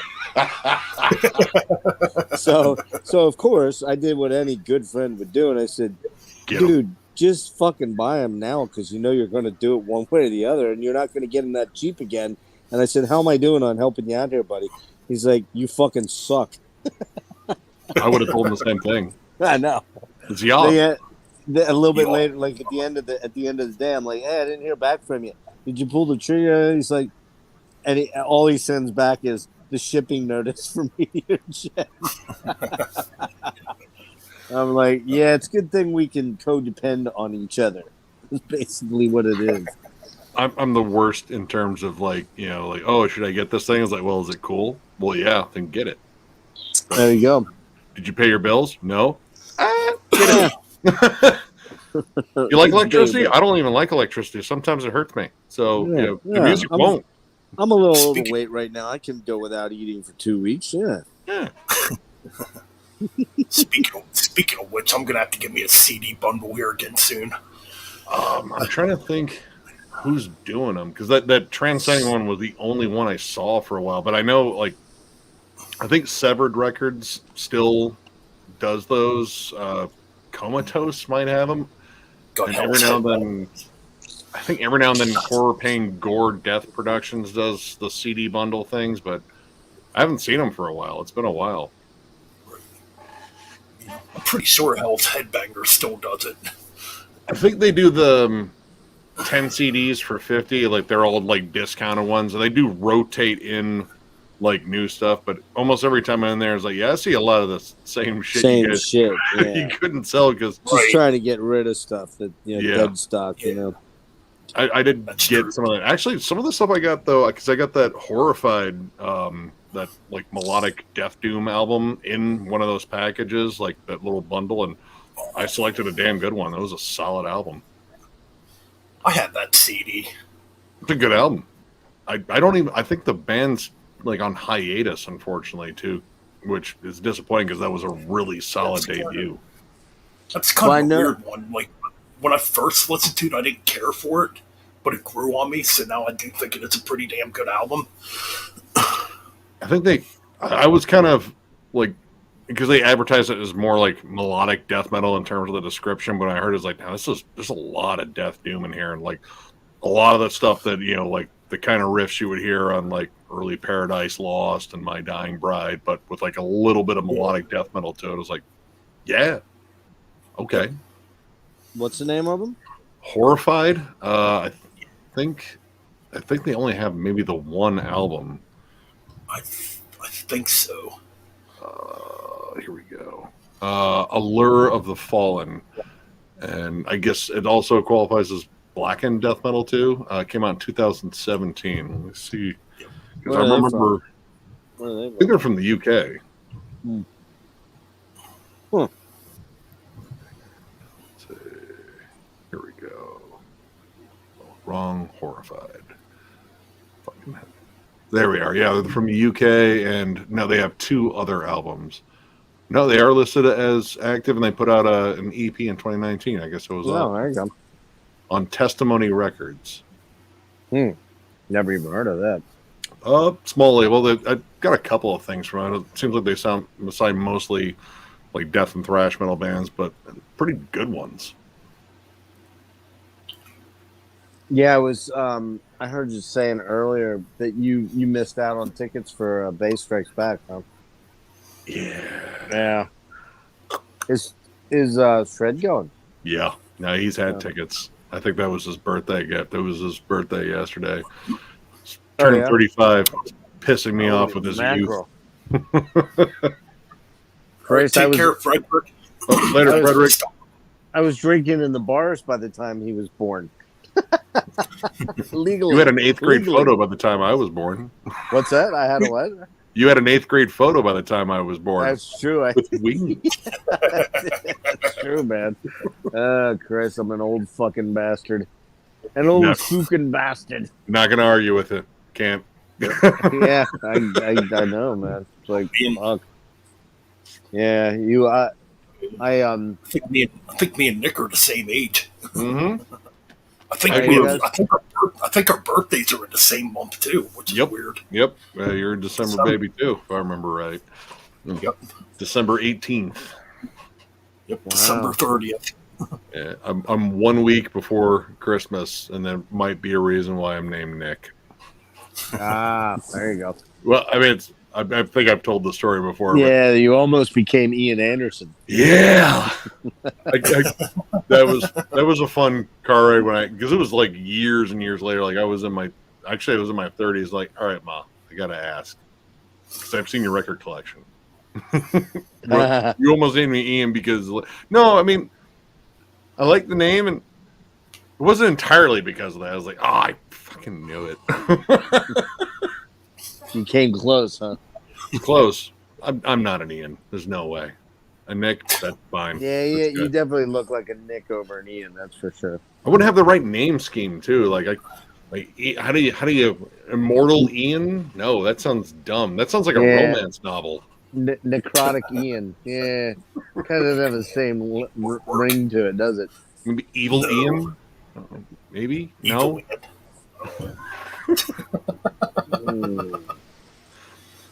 Yeah, that was, man, I don't even know what you'd come up to rhyme with that one. That would be a tough one. Yeah, that's kind of tough one. Insane Ian. Insane. Now I feel like that's like the guy that's too easy. That does the Radio Shack commercials. And I'm insane Ian. I hold these VHS players. I've got to go. Buy one, you get a free tape deck. What's going on, chat? We're not ignoring you. We're just chatting. Still got James here. We got Thrasher. He left. Thrasher be Thrash. What's that guy's real name? It's Frederick. He's from Australia. Aussie dude. Dude gets a lot of fucking sick vinyl. Yeah, he's got a hell of a collection. He's got a lot of stuff. He was in the Enslaved video the other day, shitting all over the new Enslaved. I'm like, hey man, I mean, fuck. It's one of those bands I get where there's a divided fan base, like older versus because the same thing with like when we did like Dark Throne, like I like the early stuff and like the new stuff terrible, and I was like, whatever. I actually really enjoyed her last couple of albums. Same here. Like I mean, I went back and jammed Arctic Thunder again not too long ago. I was like, dude, fucking riffs. That's a good one too. Yep. But yeah, I get it. I get it that people don't like the new Enslaved stuff, but honestly, like I jumped on it Below the Lights, and I worked my way backwards. But by the time I jumped on Below the Lights, I believe was it Vertebrae was after that, or was that one you mentioned after that? Below the Lights was Issa, okay, and then Rune, and then Vertebrae. Okay, Rune was so fucking good. Yeah, that is a good album. But that's the, to me, that was the pivotal album when they started to really incorporate the more melodic accessibility part to them. Because the title track. Yeah, because if you go back and you listen to, for me, if you watch the two series, from Marjoram to Issa was their real experimental, fucked up, proggy but bizarro sort of phase where there's some catchiness to them, but it's still not really accessible to anybody that's not if you're not a metal fan, you're probably not going to get into it. I think Issa's pretty catchy. Well, there's a song or two on Issa that's catchy, sure.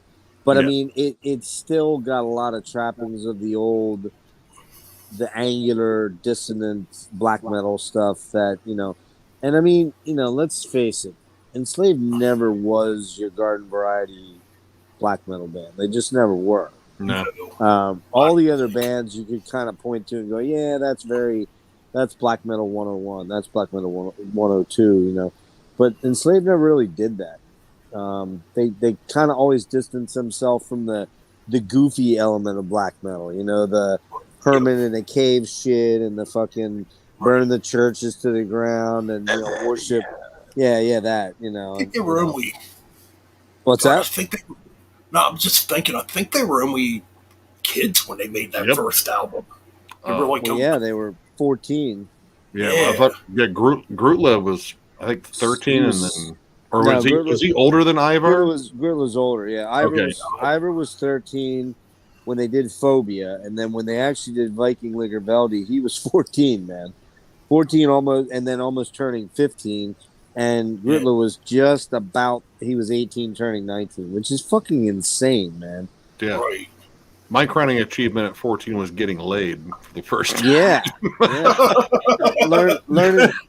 Learning how to jerk off and clean up with only 2. Oh no, I already perfected that. Oh, you mastered that? You're an early bloomer then. But I was gonna say mastering it without using like the sock drawer sock. You actually you graduated to using paper towels because you could throw them away, and you're like, Yep. oh, you just you had to move the trash on top of that. You got to bury the. That's true. Exactly.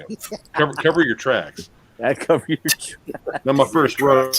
But I mean, those guys were writing insane fucking killer music. I mean, you've heard the Phobia demos, right? I've only heard like a little bit. I had a chance to buy the reissue and I fucking didn't. You can still get it. I know. I'm gonna have to hunt. It was actually in a CD store. Like it was actually in a record store. Yeah, you get it on Nuclear War Now has it. Nuclear War Now has it. It's like $9, I think, or something. And I'll tell you, that shit is pretty advanced. I think it's really advanced. It's more death metal than it is black metal. Yeah. But it's really quite good, man. And it's like I listened to that and I was like, wow.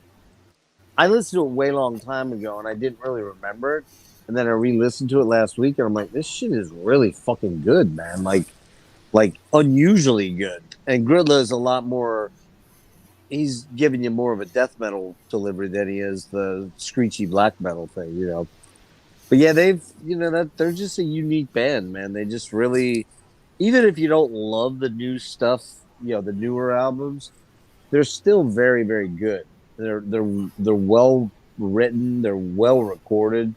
Everybody on them, they're well, you know, all the guys are exceptional players. Preaching to the choir here. Yeah. So that was. They've carved out their own little niche. Like that's the thing that I really like. Like in terms of, I mean, even outside of like black metal, like if you want to call them a prog band now, they don't sound like any other prog band. Exactly. That's true. Yeah. They incorporate a lot of 70s rock. Oh yeah. They incorporate a lot of 70s prog and then your later prog, like the latter Floyd. And you really you just they as you said, Nick, they've kind of carved out their own niche where they just haven't done it like everybody else did. You know, I mean you can look at like somebody like Emperor. We all love those Emperor albums. And those were written by teenagers too, for the most part. Well, but they burned out really quick. They never really stayed with it. You know, that was a very, very short period of time they ripped those albums out through. And his son kept doing his thing, yeah. Oh, and his thing's fucking brilliant. Yeah, he's a lot more progressive than, you know, he's turned into a prog dude for the most part. That's a good. I gotta look at. I haven't picked up. What was his last album? Was it just recently came out, or was it like 2 years ago?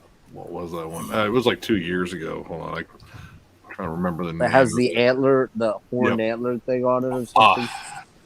Amr, AMR, but there's like an accent over the A. Yeah, and then what was the one before that? Oh God, was that Arctis? Yeah, I think it was Arctis. Yeah, I haven't gotten the last. Awesome. I haven't gotten the last two. I have all the other ones, and there's some great stuff there, man. Angel and like I really like that weird one, Das Cellenbrecken, I think it's called, or Das Cellenbrecken or something. I don't think I have that one. That's the really weird one, man. It's like really angular prog with lots of saxophone in it. I like it. I thought the last Emerata. Emerata is really good. Emerata, I have that one. That one is really good. I picked up a couple while I was down in Florida too. I got After and The Adversary. I still haven't jammed them though. Yeah, I have those too. But the Pharos and the Telemark EPs I thought were really good too. I don't have those either. I don't have those. I think I have Pharos. Ferris was. I mean, it's definitely the most melodic, like centric thing. Yeah.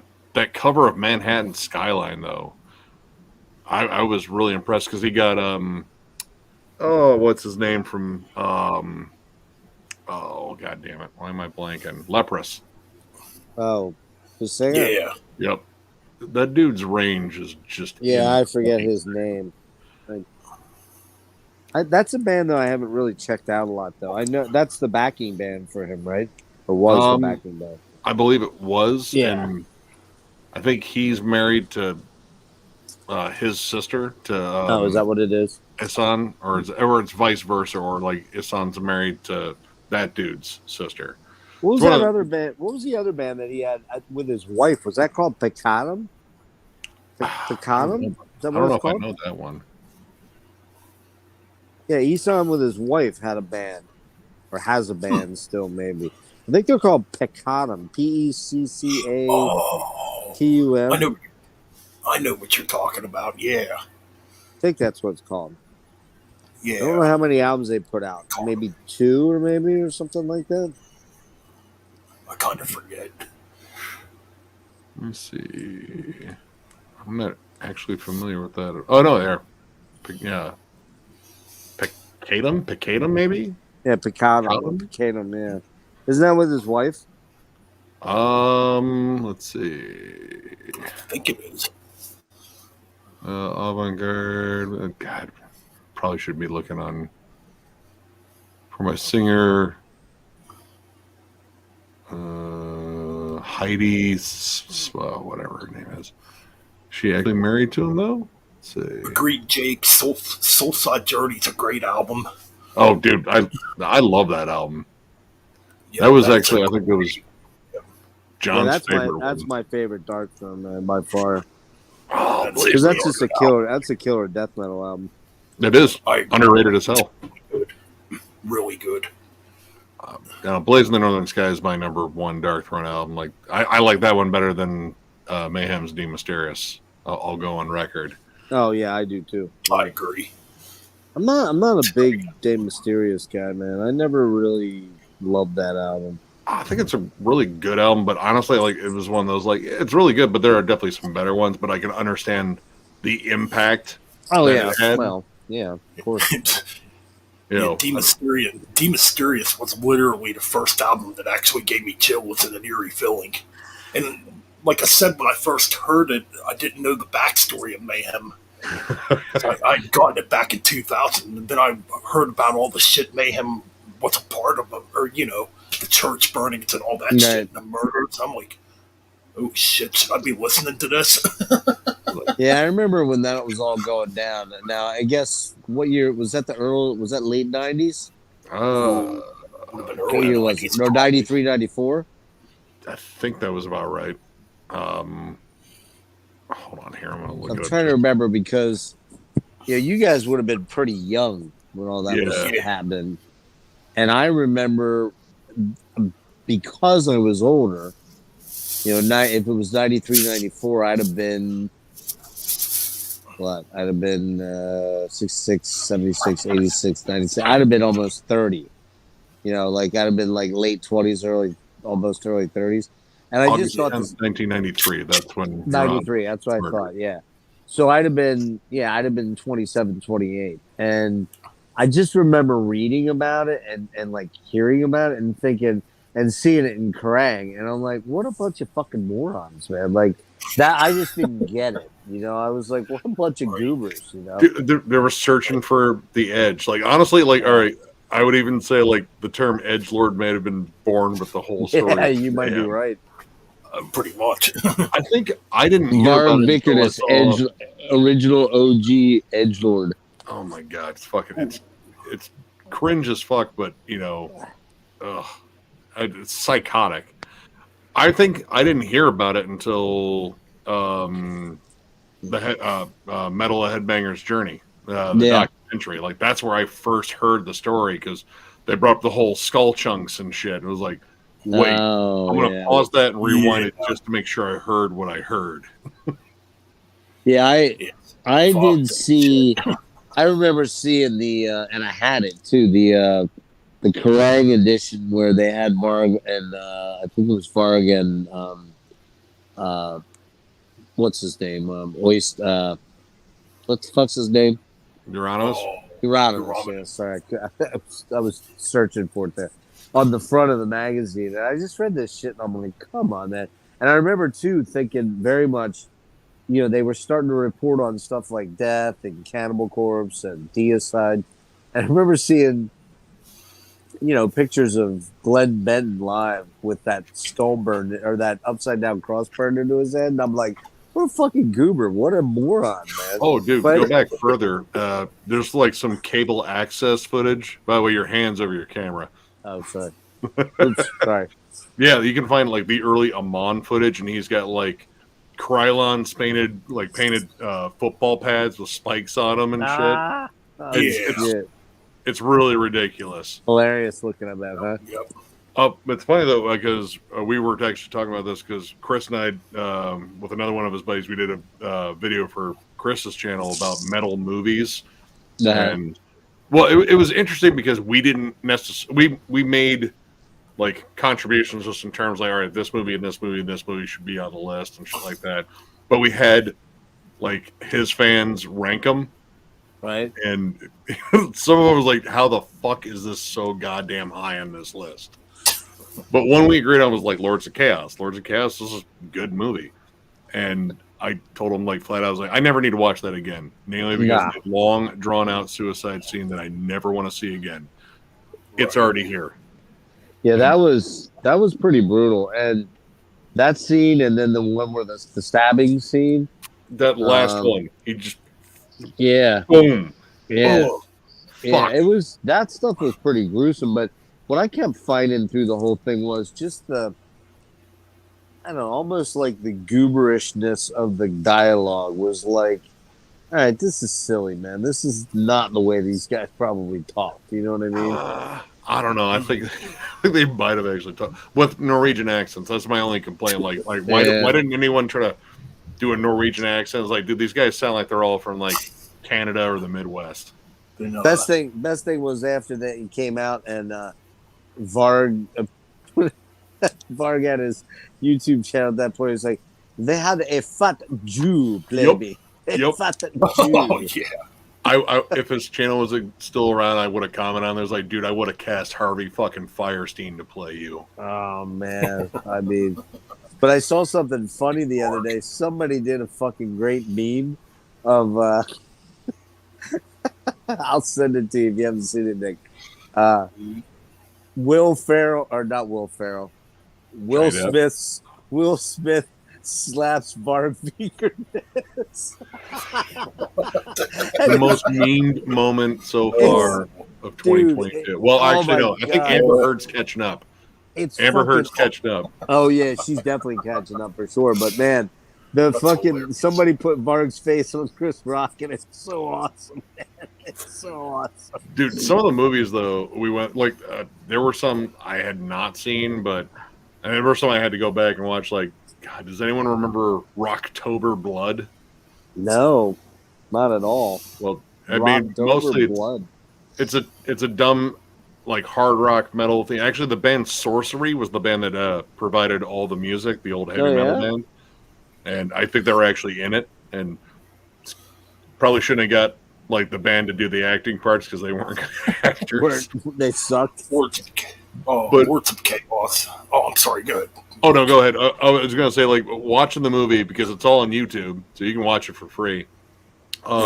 They pad out so much fucking length on that just to get it to like that almost hour and a half mark. Like, really? It's yeah, terrible. like there's a lot of tons of like chicks getting naked, but of course they have to undress first, and that's gonna take another 5-10 minutes. Like, oh, I completely disrobed. I gotta walk around, look in the mirror. It's like all this. There could be like some dialogue here, but no. What year was it from? 80. God, like 87, 88, I think. So we had Harry Bush still back then. Oh probably? yeah. No, it was peak Bush. All right, that's always good. Always good to see. God, Black Roses. It was another one, dude. Oh man, it's so bad. Actually, I think the opening part actually has Lizzie Borden. Oh no shit. Yep. But that's the Wow, coolest part. Like that's basically like a little bit before the credits, and then the rest of the movie happens, and it fucking sucks. Lizzie was awesome, man. There It was. was against the Do you world. remember? Do you remember the Money Pit? Oh, with Tom Hanks. Tom Hanks, yeah, and oh shit, what's her name? Shelley Long. There we go. Long. I think it was. But do you remember at the very Oh, end when they're getting married, or at the very end at the back, there's a band jamming. Do you remember that? There's a band jamming out. It's fucking White Lion in that, man. You remember shit. White Lion? I remember White Lighting with the Yeah, children man. cry, that fucking ballad. Wait, yeah. It was them before they had put out Wait and Pride and had the big album. It was like their first album, like Only the Strong Survive or whatever that's called. But I just remember seeing that going, hey, wait, man, that looks like, I think I know who that band is. And then I kind of, VHS rewind. It's like, oh, it's fucking White Lion. There's a lot of funny stuff like that. It's funny, Jeff Becerra, however you say his last name, he posted some stuff on his Instagram the other day, and it was a scene from some terrible fucking movie, probably one that you probably guys went over, and it shows the Seven Churches album when this girl's going to put like an album on the record thing, and there's a copy of Seven Churches. He's like, check it out, guys, famous even back then. So this would have been, when did that come out? 85 was 5, right? 7. So it might have been Trick or Treat. You know what? You might be right. Trick or Treat came out in 88, I believe. Let me see. Hold on. Let me see. I think you might be right about that, actually. Now that you say that. Oh yeah, I mean that's right in. Let's see, production soundtrack. Let me see where the. Where is that? Yeah.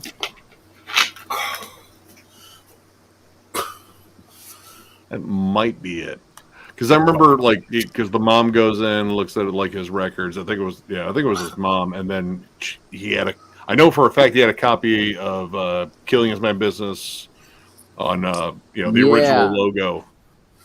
I think that's what. Wait a minute, let me see here. I'm looking at it real quick here to see if I. How long ago on Jeff's Instagram was that? In the last week. Oh, here it is. Yeah, it is. You were right, dude. Trick or Treat, also known as Ragman and Death at 33 RPMs. 1986 horror film with De Laurentiis. Yeah. Oh, dude, De Laurentiis slapped his name on all sorts of shit. I didn't know that. And it shows she's thumbing through what is she looking at? She's looking at. Hang on here. So it's the mom is like, yeah, you're right. The mom's in the bedroom, I guess. And there's actually fucking Sabotage, The Dungeons Are Calling, Impaler, Exciter. What else is on here? Impaler, Exciter, Megadeth's first album. And then when she puts that down, you can see Possessed in the background, Seven Churches. That's fucking hilarious. And I know exactly what you're going to say, Ben. And I don't think I've ever seen that. They did all the music. Yeah. Who did? Yeah, didn't Fast Eddie Clark have something to do with Trick or Treat too? He did all the music that was played in there, I believe. It's like the background music and the music that the Trick or Treat guy fucking played and his band. Right. That was all Fast Eddie Clark. Oh, it's Fast Way. Okay. I don't think I've ever seen that movie, man. I'll have to hunt that down. Nah, not good. Not very good. I mean, it's okay. That was the one that ended up being number 1 on the list, I think. And I was really? I got no problem with it. Like in terms of encapsulating, 1986, and this one, there was a lot of shit on there where it felt like it wasn't made by metalheads. It was like a corporate board. Like, all right, well, what do those fucking losers listen to? All right, we gotta do with the fucking cut off down bullshit and. Yeah, that's kind of how I feel about. Oh, good. I'm sorry. Oh no, I was I think that's kind of changing now because the metalheads are actually having some input now. But before it was just whatever's fucking popular. Were these all horror movies, Nick? Were they all horror movies? Most of them. Yeah, that makes sense. He's that got way about Lords of Chaos. Yeah, I mean, Like, well, they didn't base on the actual story. They even said, like they said, we based it off the book, and they even said that it's hilarious because they have Varg on it. They have Varg in that movie like he's a pimp or something. Yeah, I don't think he was a pimp. No, I don't either. Yeah, but they even said it was based on. Damn. Yeah, no, I don't. No. Well, I don't know, maybe, but no. Well, Varg was always into that role play or whatever it's called. But I think, well, again, like they based the movie on the book. Yeah, and they did. The book, even he said, "Oh, there's truth analyzed in here. It's for you to figure out." But there's definitely a lot of truth. Yeah, and the guy that did it was the dude that was like the drummer in Battery, right? Jonas Ackerman. I think that's right. He was in Battery at one point, like the very early band incarnation of Battery. So, I mean, a lot of the guys, like I know the guys in Enslaved kind of were asked to talk about, and they're like, Ivor was like, not, whatever. Yeah. He's like, that guy that made it was in the scene at least. It wasn't some Hollywood guy, but at the same point in time, it just felt too Hollywoodized for him. You know what I mean? And I can see that. I mean, having dudes like Corey, who was the Rory Culkin, and Val Kilmer's kid. Is that who it was? Oh, Val Kilmer's kid played Dead. Oh, he did. Yeah. Oh, wow. That's the son of Val Kilmer and Joanne Whaley Kilmer. No way. That I didn't know. Then you had Macaulay Culkin's little brother in that movie. Yeah. I mean, I watched it and I thought it was entertaining enough that I got to the end. I didn't shut it off, but I would never watch it again. I thought it had moments. I thought it was pretty good. It tonally really fucking like once you got to the scene, like everything is like, all right, man. But yeah, that suicide scene was pretty fucking intense, man. Yeah, like I said, I own it. I don't need to watch it again. I'm good. I'm yeah. A-okay. And I don't think, from what I remember, I don't think what's his name, Necro Butcher liked it very much, did he? I don't think he like much of anything. He's kind of a grumpy old fuck these days. He is, isn't he? Yeah. Yep. They actually, it was funny. I think it was a while ago. Necro Butcher did an interview with Sam Dunn, and it was years after the drunken interview on the documentary. It was like, well, here we are, sober. Yeah. And he's like, Anyway, let's move on and talk about other things. Yeah, that was pretty. Yeah, that was uncomfortable. That was uncomfortable. That was as uncomfortable as the Abbott interview with Sam Dunn, where he was fucking hammered and he just couldn't get him to focus and answer a question, and he was just goofing on everything and being, just being that larger than life weirdo that he was as a drunk. I think he's that way too, probably sober. I don't know. I'm glad he quit drinking. I really wish he didn't mix his last album. Oh, yeah. Oh, really? Not good. No, like, I mean, like I like the idea, like, of him incorporating like all that immortal sound, like the stuff that he's known for with like classic heavy metal, and I think that could have worked. Oh. Yeah, that last Abbott album, like, yeah, that last one. It could have worked. I just think it needed more time to cook. Like, he needed to spend more time with these songs and not mix it. Get someone to do that because, man. Yeah, the production is... What's the matter with it? What's the mix on it? It's mud. Like, it's not real muddy. The bass is... I mean, it's there, but it's indistinguishable. You can't pick out a single fucking note. The bass, the drums sound... muddy and just like mixed poorly too. I mean, the guitars are loud, but like he's trying to do like, more like, cool, like heavy metal riffs, but with that weird distortion, like the immortal distortion. And it feels like it's just cranked way the fuck up to make it even more distant. Like the riffs come off like indistinct.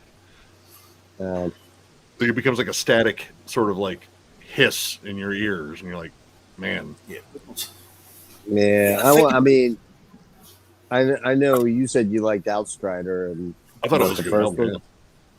The first one's good too. I mean, the first one was supposed to be an Immortal album, and then the whole split, or I mean, it still says disputed. I think on Archives, it's still going on. Yeah. Yeah. I think what's his name? The drummer says that the band's his, and over Demon's. Wow. Yeah. I don't think he's ever actually written anything. Dude, Northern Chaos Gods was great. I mean, I know. I know Shred was like, it doesn't have Abbott though, and that's like my dude. And it's like, I listen to it. It's like honestly, like well written songs on there. Yep. Oh, I think it's very good, man. I kind of liked it better than the last couple of Immortals. I mean, it just had that. What's Mighty Raven Dark? I think so. Yeah, Mighty Raven Dark. Is it Raven Dark? I think that's the title. Yeah. Wait, the All Shall Fall. No, that's All Shall Fall was on that one. No, the Northern Chaos God. What's that one song? Mighty Raven Dark. I think that's right. I think it's like the long one. It's like the 8-minute song. That's a kick-ass tune, man. And I actually like Demon A's vocals actually quite a bit on it. Yep. It's called Mighty Raven Dark. Yep, Mighty Raven Dark's the last track, the big 9-minute one. That's a killer track, man. I liked All Shall Fall though. I thought that was a really solid album. Wasn't bad, and Abbott was on that, right? Yep. I think that was the last one with him. That was 2009. Yep. And I know Marty Savage did a bit, but I still love Sons of Northern Darkness. That was my first Immortal album though, so I'm gonna. That was my first Immortal album. One I got to. Yep, dude, it's a good. It's riffy, it's thrashy. It's not bad. It's not bad. I mean, when I reach for Immortal, 90% of the time it's At the Heart of Winter, or it's Pure Holocaust. Yep. I mean, that's such a good album, Pure Holocaust. But yet, conversely, I literally cannot listen to Blizzard Beasts and Battles of the North. I fucking hate those two albums. They sound like shit, man. Blizzard Beasts, I think, is a little bit better. Like, fucking Battles of the North, I want to like that album, but I no. It's just noise. It's like unrelenting noise. And he did the drums on both of those, didn't he? I think he did. Yeah. He's definitely not a great drummer. No, he's not. Like, there's a lot of moments there. Where it's like, dude, I don't even think he's keeping time. No, it's just. You're right. It's just like clashing and bashing and crashing and yeah. Right. They got some fucking punk drummer and just fed him methamphetamines. Yeah, that's what it sounds like, man. That's what it sounds like. I agree. Yep. No, I don't. I mean, those two albums just don't do anything for me, man, in their catalog. And I'm not real crazy. What's the one? Raised in Black or no? Damned in Black. What is it? Damned in Black. Damned in Black. Yeah, that's kind of like their. It's kind of like their grunge album. I think it's like a black and thrash album. Like it's definitely has more thrash on it. It's different, but I mean, yeah, that would probably be a lower one. I don't know. Like, I still love Sons of Northern Darkness. It's goofy. I bought it on the album cover because, like, I think at that point I was like, all right, I'm gonna give this black metal shit a whirl, and that was like the first thing I saw. It was at Media Play. Oh yeah. Yeah, and that's your first black metal album? It was one of them. I also got Night Side Eclipse, Emperor. That's that's good. That's good. One of the first black metal songs I heard was on a Century Media compilation. I think it was Identity 2, and it had Satana was one of the last tracks on it. I was like, dude, this sounds gloriously evil. I like it. Oh yeah. First time. I think the first time I heard black metal. Trying to think, it's around 96 when I first heard black metal. It was on a Metal Blade compilation album of all things. It was the band Ancient. Yeah, Ancient. That's the first black metal band I ever heard. Was it on one of the Metal Meister or Death Meister compilations? Yeah. Yep. I think I have those actually. I used to have it on cassette. I don't have it anymore. I didn't get those until a little bit later because I found them in like a used bin, and it was like, holy shit, I've never seen these comps before. Because I think like the comps I was hunting down, like I was big on the At Death's Door, those two comps from Roadrunner, because they had all the death metal stuff that I loved. Yeah. First time I ever heard Immolation. I'll send you a link, Ryan. Yeah, that's the funny thing, man. I hardly have any of those comps that all you guys have. I was fucking nuts for them. I mean, I don't really know why. I just never grabbed them. I was more of an album guy anyways, so if I checked something out, I just went and grabbed it. And when like all you guys are pouring out comps and on Heavy Metallurgy they did those comps, I just never pulled them out. And then the funny, ironic thing is that in the I don't know, like 2000. I don't remember, the mid 2000s. The big thing was to get those comps that just came with magazines. Yeah. Oh, dude, Terrorizer. Samples. What's going on, Ryan? Not much. What's up, Nick? What's up, Jeff? What's up, buddy? Yeah, Terrorizer, Metal Hammer, Brave Words, Bloody Knuckles. Brave Words, yeah. Decibel, well, not Decibel. It was Zero. What was that other one? Zero Tolerance. That's still around. I know. I can't believe that magazine's still around. That blows my mind. I think Terrorizer's still around too. I could be wrong. I mean, I used to get that at Barnes and Nobles all the time. I have not seen that on a shelf. I haven't seen any metal magazines on a shelf for years. Revolver. I think Revolver's still around. Yeah, they're more like a 5-figure Death Punch type magazine. They changed formats. It's like they don't even do like album reviews in there anymore. Like it's mostly just all interviews and shit. And a lot of it is more like underground, like on the cusp sort of stuff. Like of course they'll have like bigger names in there, but I don't know. Like I don't know. I don't know if hipster is just kind of the right word, but it kind of feels like it could be. What's that? Feels like it could be what? I think Marty used to be a writer for one of them magazines. Oh, hipster. Yeah, Metal Maniacs. Yeah, that's hipster metal. That I found out about a lot of extreme metal through that magazine. That was one of my favorites to pick up. That's a really weird one, man. I do not ever recall seeing Metal Maniacs on the shelf ever in my life, which blows my mind. They got it at my local grocery store when I was a kid. Yeah. It was at a Kroger. There you go. Kroger. No way. Yeah, and I got it along with Metal Edge, and I think Hitler and Circus. I still have a bunch of Metal magazines. I remember that one. Yeah.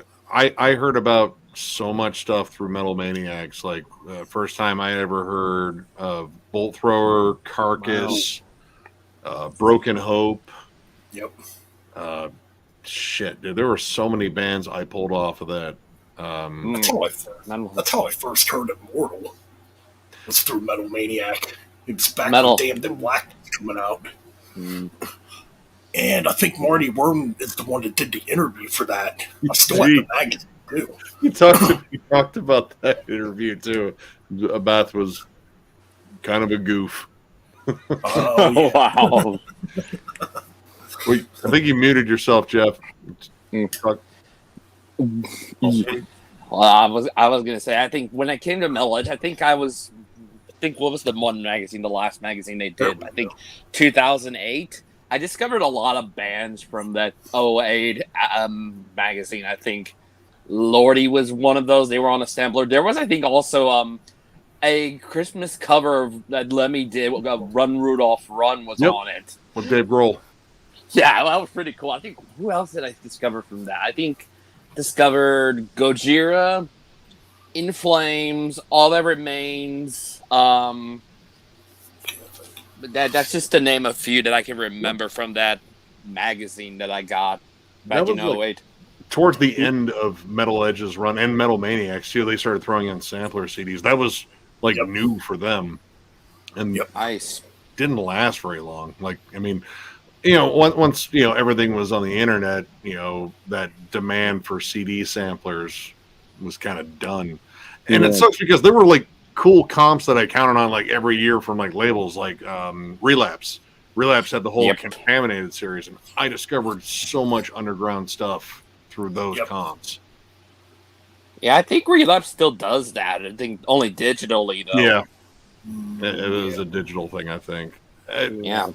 I mean, physical media. That's me. I'm a relic, whatever. Speaking of which, I think Metal Massacre 1 just got reissued.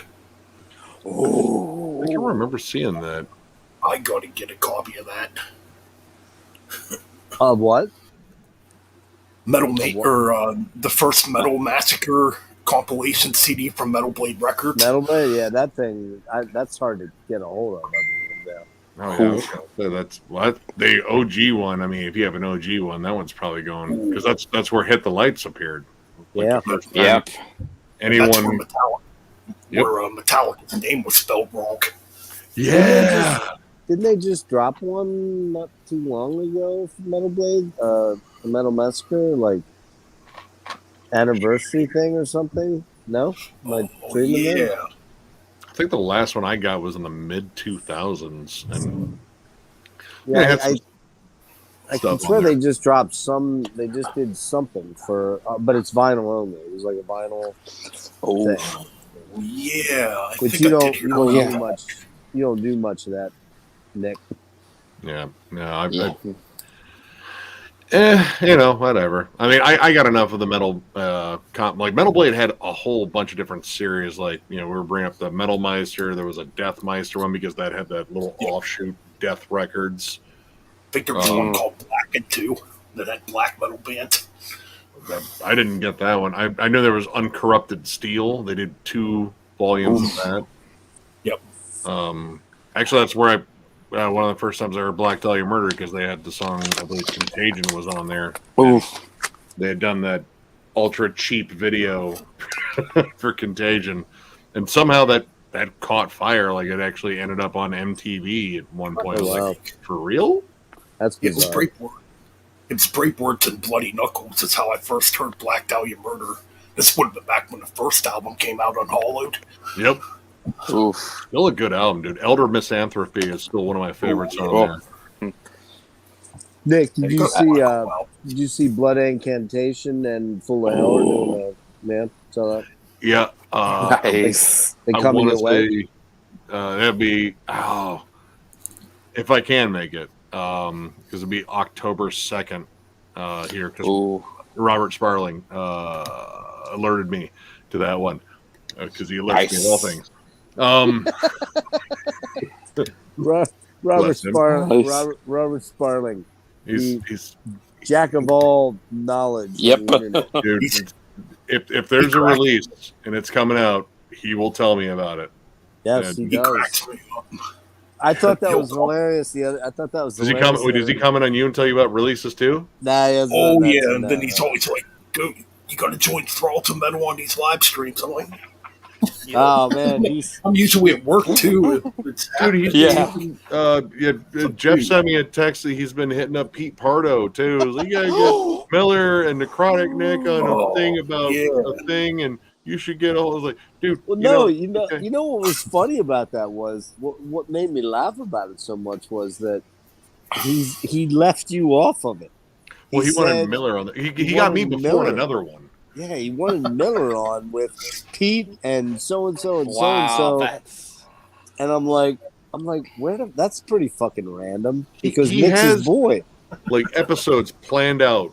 Yeah. Way in advance. Like I had to cut him off. It was like, okay, because he told me about something that comes out in like October or November. It's like, okay, all right, dude, Robert, thank you. In May. This was back in April. So like, we're in April. So here's April, and all the way over down here. Yeah, is November. You give me like 2 months. That's it. If it's within 2 months, you can tell me. Brian hit me one day and said, "Did you see this?" And he sent me a screenshot of Robert Sparling commandeering me and Brian for a special episode with this person and that person and all these people I'd never heard of to do a deep dive. And I'm like, what the fuck is this guy doing, man? I'm like, Kids, Robert, chill. Yeah. we follow him on Instagram too, and when we hit 10,000 subscribers, he did a shout out congratulatory thing, and since everyone knows I drink a fuck ton of Diet Coke, he chugged a can of Diet Coke in my honor. Oh yeah, yeah, it was like Coke? he chugged a can of Diet Coke. It was like, it's the middle of 10,000 subscribers, and chugged it. But he goes out and gets a lot of the stuff. Like he asked me if I was going to review something or something. I was like, I'm going to diffuse this. I was like, hey, because he commented on the Watain video. I was like, hey, what did you think of this Watain album? And he actually answers like, I actually already ordered it. It's like, awesome, good deal, man. Because I want to get him to say something other than you should do. You should do, yeah. Yeah. Give me your opinions on music, man. Talk to me. You're clearly a fan because he puts Instagram videos of him jamming stuff on vinyl all the time. Nice. Does he? Yeah, he plays drums too. Oh. Ooh, nice. I mean, he's got to be young though. Is he in his late teens or 20s? My guess is he's probably mid 20s, mid to early. Wow. I don't know. I'm a little bit older than him. I think the picture he puts up is older because looking at his stuff on Instagram, I would say mid 20s might be about right, maybe early 20s. Wow. Wow. But yeah, I mean, he's definitely a fan of this stuff. But man, dude, he's enthusiastic, is what I would say. Very. Hey, man, I love the energy, man. If you could you're at a 10. If you could just knock it down to a 5. Yeah. Just kind of trim it down a little bit. Tone it back. No, this we turn it down. That's turning it down. There we go. That's what we want. Yeah. Yeah, he kind of maybe be like me because he is a little bit closer in my age. That would be my guess. I mean, he has one video on his YouTube channel, but I think it's from him from years ago when he was a kid. And yeah. I mean, hey, I love the enthusiasm, and I mean, like I said, I'm alerted to literally everything that's happening in the world at all times. You thought you were informed, huh? I thought I was. And I mean, hell, I didn't know. Apparently, the cover of the new Rammstein was photography done by Bryan Adams, the Canadian musician. Yeah, it is. Yeah, that's a picture that he did. Is that album any good? That's bizarre. That's a Rammstein album. It's all right. There's stuff on here I really like because it's kind of slow and dark and kind of brooding, but then they do the goofy fucking side of Rammstein, which was man, you know what? If this was a little bit more uniform tonally, I would probably like it because you go from dark, brooding, serious songs about dark subject matter to a song called Dick Titten. Dick Titten. Dick Titten. Which I made the joke in the review. I was like, is that German for tit fuck? Because I think it's it is. Yeah, I think. But it literally translates to big tits, and he's just talking about how much he likes big titties. Yeah. I mean, it's I get it. But who doesn't? I mean, really, come on. Yeah. But you also like to, pull out a weird prosthetic cock and hose the fucking audience while setting yourself on fire. So there's a lot of weird shit. Wow. Have you seen them live? Yep. No. I've seen enough footage. Yeah. To know Same. It's an experience. I have to say I'm not the biggest fan. I get it, I guess. But, they weren't. The crazy thing is, if you go back about 15 years ago, they were a nobody band. They were in the United States, they were barely known. Actually, even in Germany, I mean, you'd think they were superstars, but they're still they have a bigger American audience than they do in Germany. But with those first 3 albums, they kind of earned a cult audience. Yep. And they stuck with them.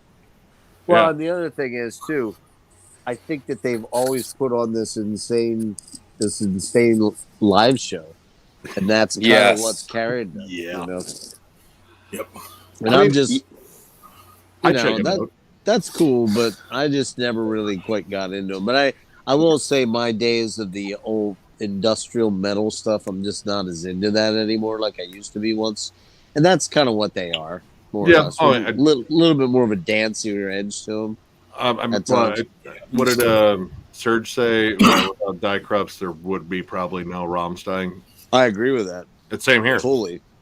I mean, well, Die Krups had the advantage of having fucking Lee Altus in there for a little bit. Yeah, I Lee do. Altus. Yeah, I heard about that. I saw them back in '96 when they opened for on the Hardwired tour, the Frontline Assembly. I saw them open for them 3 nights of the tour, and they were fucking great, man. I forget what album that was for, Bloodsuckers. I think I like the compilation that came out around that time, Rings of Steel, but that has Bloodsuckers on it. That has Bloodsuckers on it and Decrupt. And the funny thing is that we, like I said, the Surge and I saw them in that show.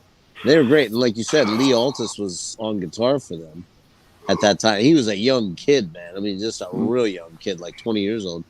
And then I saw them again in 2018. They came over here. And what's his name? The main dude, the singer. God, I can't think of that. I can see his face. I can't think of his name. Helmut? No, not Helmut. I can't remember his name. But anyway, he's still belting them out, and they were still great, man. They had the big ring, the big steel tubes that they use for percussion, and you're right. I agree completely with Serge, though. I think there wouldn't be probably would not be a Rammstein without Deke Krups. Yep. That kind of lays the foundation of just heavy industrial metal, like guitar driven industrial. Because there's a lot of stuff that isn't guitar driven, but I still fucking love. Like a lot of Frontline Assembly, not very guitar driven. No, right. But I love it. Yeah. It's cool music. Yep. Tactical Neural Implant, one of my favorite albums. There's hardly any guitars on that, only a little bit. Implode has a few moments. Implode's great. Yeah. Be right back. I gotta pee, and I'm gonna grab a smoke. What time is it? It's about 2 a.m. Holy shit! 3:30 here, man. Holy fuck! Yeah. Wow. And what do you work, Ben? Do you work second shift? Third shift. Oh, you work third. Okay. What hours is that? 10 to 7. Yeah, 10 in the morning to 7, or no, 10 at night to 7. 10 in the evening, till 7 in the morning. Yeah. So my sleeping schedule was all whack. Yeah. God damn. And you said you work in Hershey, right? Yeah, well, Palmyra. Yep, I work in Palmyra. Oh, you work in Palmyra? I thought you worked for the Hershey chocolate plant, though. No. Oh, okay. No. I thought you worked there. I don't know why I thought that. Okay. My bad. That's cool. And I definitely won't talk about where I work at because, Oh, no, I got you. No, I didn't want you to say that. I just, for some reason, I thought you said you worked at Hershey, the factory, the chocolate company or whatever. Hershey Foods or whatever. What do they call it? Hershey Foods? Oh, let's see. There's Hershey. I think it is Hershey Food. No, I did work for Hershey for a little bit. This was a couple years ago. Oh, okay. But I was only there for like a month. Yeah,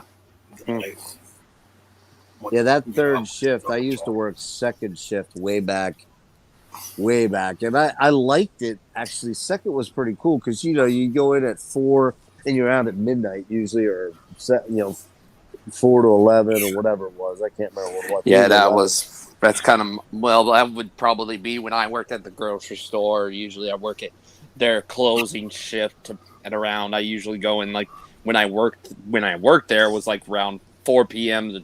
to close or sometimes like that. Yeah, we used to go, I worked at a cup. Oh shit. Sorry. Phone fell down. What the hell? It sounded like a cup. Yeah, I worked at this cup factory. They made styrofoam cups called Dark Container. We used to drive. This was in between college semesters, and I met a bunch of cool dudes, and we worked second shift on there. So we'd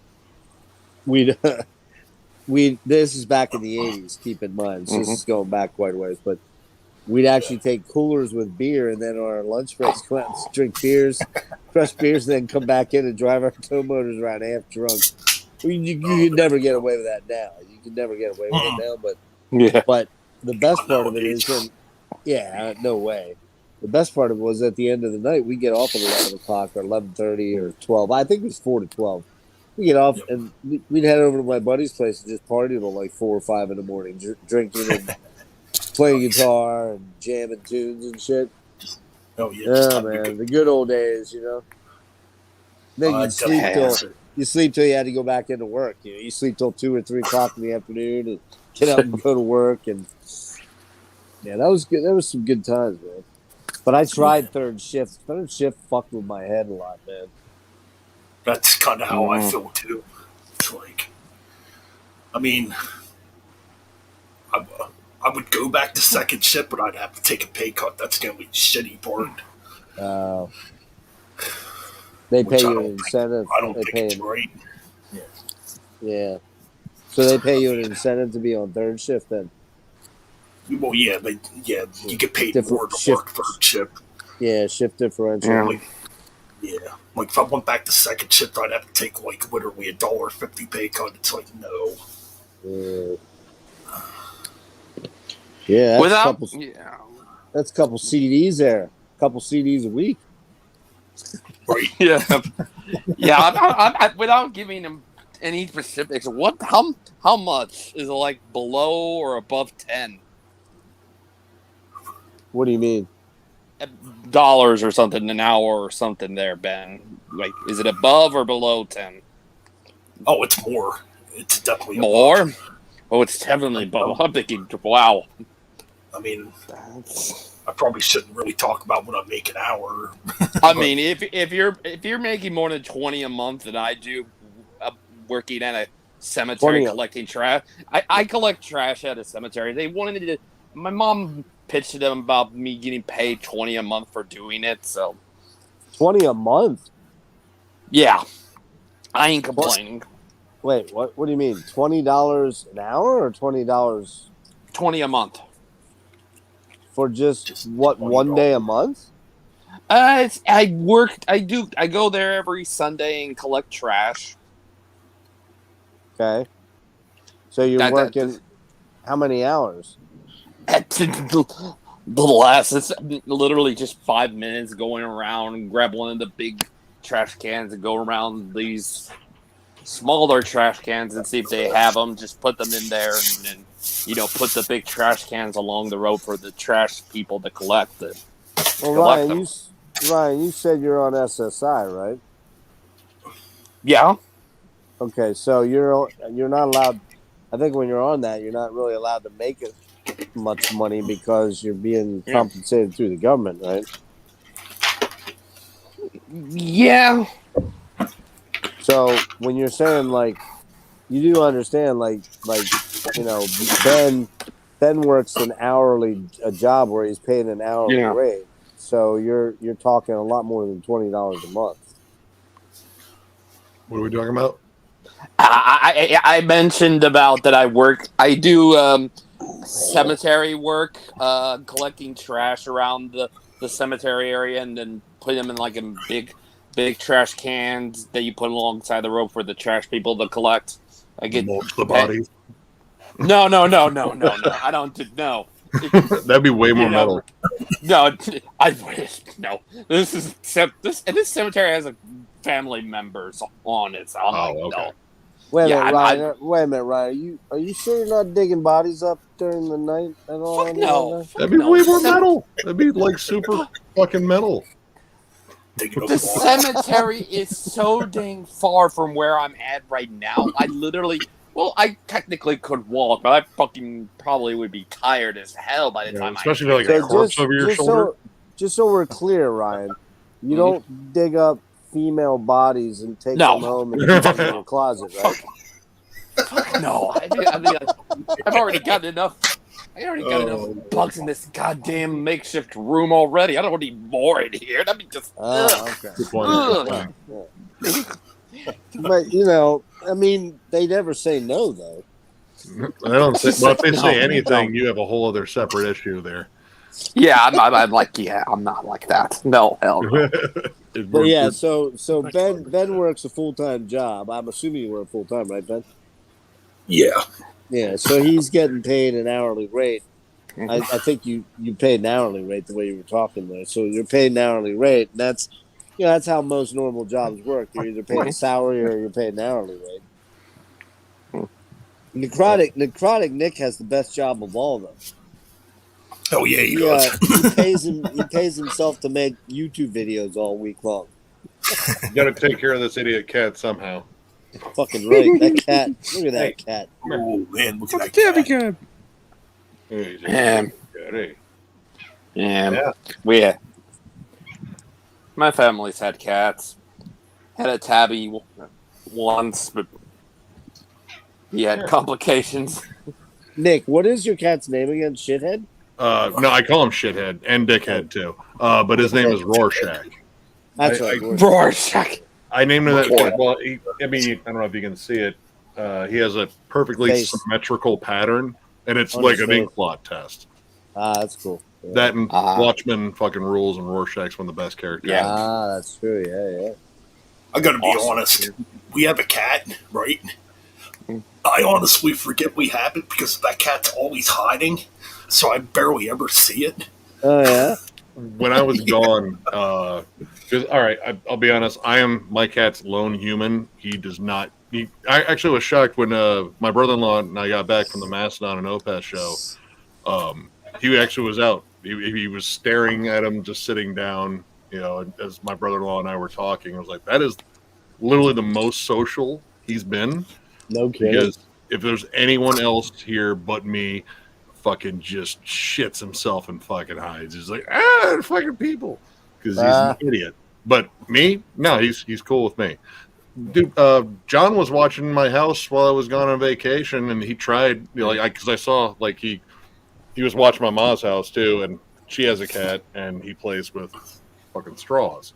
He loves that shit. He tried to get him to play, and nope, wasn't doing it because my cat's he's a fucking neurotic mess. No, you see my cat on the stream sometimes, dude. I would kill for a cat that just chills like that because I only get those moments sparingly.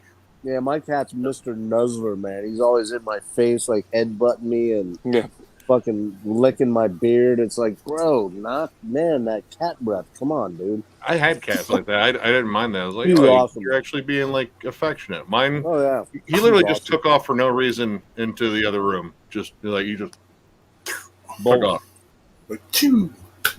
Yeah, cat zoomies. That's what that is. Yep. So Nick, you got it. What shows you got coming up then? We were talking about the other night, but we were all over the map. You got some. I mean, obviously MDF. MDF, damn. I gotta talk to my boss, which is kind of weird because there's a show on Mother's Day, and I kind of want to go, but I also don't want to fucking piss off my mom. Mm-hmm. Oh yeah. But our Mother's Day thing is it's like the same thing we do every year. I take her to the greenhouse and she buys plants because she absolutely loves that, and I love that she loves that. But Origin and Misery Index are playing in Detroit that night, and I was like, "Fuck, dude! I really want to hear the new Origin stuff." And Misery Index's first 3 singles on this new album, fucking scorching. Gonna have to check that out. Ben, are you going to Maryland Death Fest at all? Are you going to try to go? I'm not going to be going, unfortunately. I mean, because your work schedule. Just trying to get off for it. It's crazy. Yeah, I was going to say, if you're on their Facebook at all, there are people that still trying to sell 1-day passes and shit. But I get it. I got to keep an eye out for that. I'm waiting still for another week or so for some more medical stuff to come through before I can fully commit. I could actually probably go on Sunday because I'm off every Sunday. That's a good day. Yeah, that's a good day to go down. There's a lot of good bands on Sunday, man. I mean, actually, they released the times today too. Oh, did they? Yep, the set times are up on the website. for MDF Well, and on man, dude, Facebook or on the website or both? it's on. It might be on the website, but I know it's on Facebook. All right, I'll go check that out. But yeah, What's the first band like in Edison? What's the first time? actually, the Edison Like lot noon? doesn't look like. It looks like most of the days open up on like around like 2. Oh, 2 in the afternoon. Okay, I'm that makes sense. gonna look it up again. Here we go. Let's see. All right, there we are. Okay. Let's see. Gates open. Let's see. On Friday it's 2:45. Wow. And gates open at noon on Saturday, and then noon on Sunday for the Edison lot. But yeah, the rest of them, like it feels like kind of scattered. Like, all right, the Rams head is apparently doing all the later stuff except for the first day because the doors don't open for the Rams head until 8 p.m. on 8 Friday, p.m. Saturday. at night? They only have 4 bands on each one of those nights. Oh, so like 8 to 12 or 1. Except for the first day. The first day, the doors are at 3:15, and then the sound stage is, let's see, 4:30 on Thursday, and then 2 p.m., and 3 p.m. on Sunday. Then they have the one-off bands So- at the power plant. All right, so yeah, that's like the Violence, and I think Violence is playing there. Mortician. Yeah. Well, who's the other one? There's one. Is it There is one day that has Immolation? 2. No, Immolation's on the Soundstage? no, they're on the Edison lot. Oh, they are on the Edison. Okay. What day Yep. are they playing? Sunday. I know And Deeds is on the bill though. Deeds All right, is so- actually that's one of the bands doing the power plant. Like, Yeah. let's see, Thursday, and it's like 9:30 is Mortician. Then Friday at 10:40 is Violence. Then at 10:35 is Deeds of Flesh on Saturday, followed by Shrenick plays Punch and Stench. For legal reasons, he can't call it Punch and Stench. And then at 10:30 on Sunday is X-Hoarder. So what's the latest shows on Edison? What's the latest time starts? Latest time, like, and I'm still like Noonan and I are fucking trying to draw like a map in terms of where we want to be. Right. Let's see. On Friday, last band that goes on is, well, all right, they're running 2 stages at the Edison lot. Okay. So the last band on stage A on Friday is Carcass, and that's at 9:35, and then I guess stage B a little bit before that, because I guess they're going to alternate back and forth wisely, would be Obituary at 8:40. Okay. Well, then, so you're really going to be done by about 10:30. Actually, yeah, Ish. 10:30, 10:35 is about as late as they have the Edison lot scheduled in terms of a band. And then with the later shows at the Rams Head, they're still going to be, like, I mean, 8:55 looks like is when they're starting stuff on there.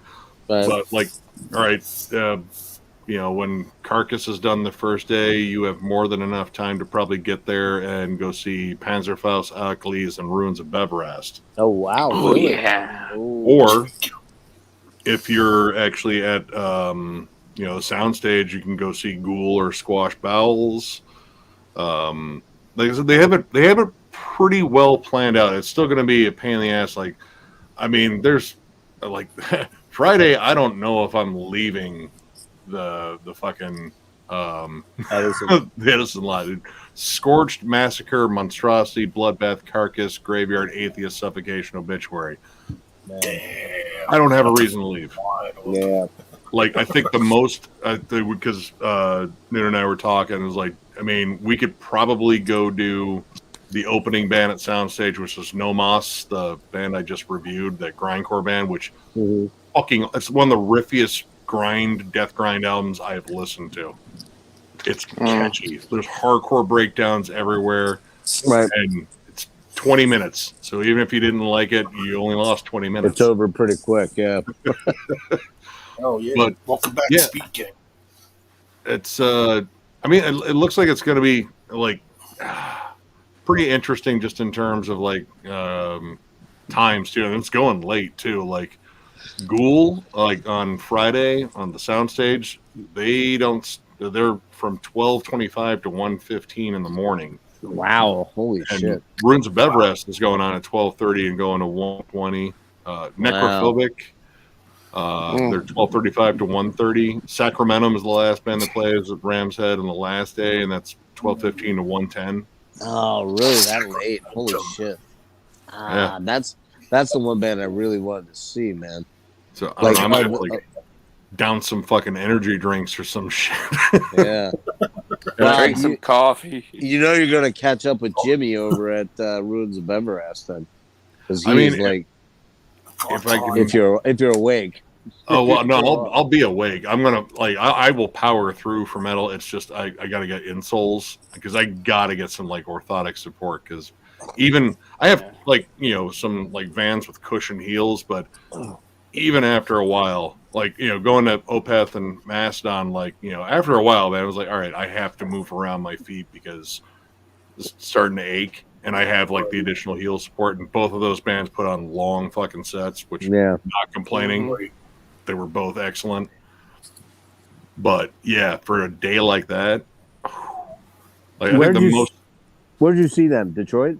Yeah, at the Masonic Temple, which fucking glorious fucking venue. Really nice place. Oh, it's fucking awesome. It's about the size of like two of the Fillmores. Oh, wow. In this area, it's big. Like the stage was huge, and they had an awesome backdrop for both of the bands. Like they were playing. Yeah, I saw all the crazy psychedelic shit in the background. Oh, dude. I mean, I still haven't posted all my pictures, and I should because, man, I caught some fucking great ones. Dude, Mastodon had a fucking laser light show with a beam splitter. Nice. Dude, it was so good. And, man, they covered so much stuff. Like, that. It was really cool seeing, them play just as much old stuff as they did new stuff. What, did they do a lot of new songs or just a couple? Oh, yeah. They did... So the first two tracks, Teardrinker, of course. Nice. Or Tearjerker or Teardrinker. Teardrinker. They did Skeleton of Splendor. They did More Than I Can Chew, which was one of my favorite moments of the entire set. And then they did Pushing the Tides too. That's a good tune. But they also played the Czar. Crack the Sky. They played Crystal Skull. They played Blade Snatcher. Megalodon.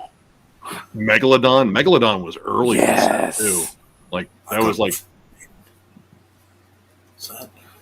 Was that on their first EP? Megalodon that was on Leviathan. Second album. Yeah. Okay. Yeah, they only played one song off of Remission, but it was one of my favorites. They played fucking Mother Puncher, which. Mother Puncher's killer. Dude, I love that riff. That riff is fucking awesome. It's a great album. Nice. Nothing off of Once More Around the Sun or Emperor Sandwich. I was kind of, all right, that's interesting. They played Black Tongue. Nice. It was a killer set. And, Braun sounds excellent live. He is literally metal's Phil Collins. Nice. Awesome drummer. And then all of a sudden he's just got this giant singing voice. Yeah. He's really come on. Yeah. Is Czar the only thing they played off Crack the Sky? Yeah, I mean it's still like a 13-minute That's song. what I was going to say. That's a 12-minute song. I figured they would play Oblivion. I mean, it was back in 2009 when I saw them with Death Clock, High on Fire, and Converge. They actually played all of Crack the Sky. All of Crack the Sky, plus some extra songs at the end. I think they played Circle of Sasquatch, Mother Puncher, and they played I want to say a weird one off of Leviathan, like Aqua Dementia or something like that. Wow. But yeah, I've heard every song from. So they didn't do Hearts Alive? No. Because they usually do that a lot of times, but that's a long song too. So yeah, I think with the fact they had fucking the Czar in there, that's a beefy fucking song. Yeah. But I mean, the crowd definitely got it. Like as soon as they saw it, because they brought up like there's a whole Byzantine church that gets shown with like flames and eyes in the background. I was like, oh shit! I mean, I recognized it right from the opening melody. It was like, fuck yes! But I kind of wanted them to play Oblivion, but yeah. Or Ghost of Carlina. They're at that stage. They're at that stage in their career where they've got certain songs they almost kind of have to play. Yeah. And you know, I mean, I didn't look at Opeth's set list. What'd they do again? They opened up with Heart and Hand, which that's kind of what they did. Well, they opened up with the first real track on the on Incauda Venom, and then went into Hearts Alive, but not Hearts Alive, Heart and Hand. But I mean, in terms of the older stuff, of course, they played Ghost of Perdition. It's Ghost of Perdition. They played. I really wish they had played Bleak, but he played Leper Affinity instead, which again, song. So of course they played Devil's Orchard. They played Cusp of Eternity, which I have no problem with that song live. It's just on the album it's boring. They played The Sorceress, of course, because everyone loves that chuggy riff. What about Demon of the Fall? No Demon of the Fall. Damn. I would like, dude, if there was one song they could have added that I would have fucking just jumped out of my fucking skin for, Demon of the Fall. But of course, they closed it with fucking Deliverance. I'm always happy with that. You know, though, they really have been. I gotta sling some shit. They have really not changed that set list that much in the last 3 years. I mean, except to add 1 or 2 songs from the new album, it's pretty much a lot of the same shit they've always been playing. And I get it, like, you know, they almost can't. And the thing is, you know, Deliverance is what, 13 minutes long? 13 minutes, 36 seconds. Yeah. So, and I love that song. And every time I see that they're doing it, I'm like, and then I'm there and I'm like, oh yeah, you got to play this song. Yeah. But my point is that they really have not changed the set list up a whole lot the last couple of tours, man. The last tour, when I saw them with Graveyard, they actually, I mean, they squeezed in some more new stuff. They actually played a different song other than Cusp of Eternity from Pale Communion. And, you know, those songs live sound a lot better than they do on the album. But they also played probably my favorite track on the last album, All Things Shall Pass.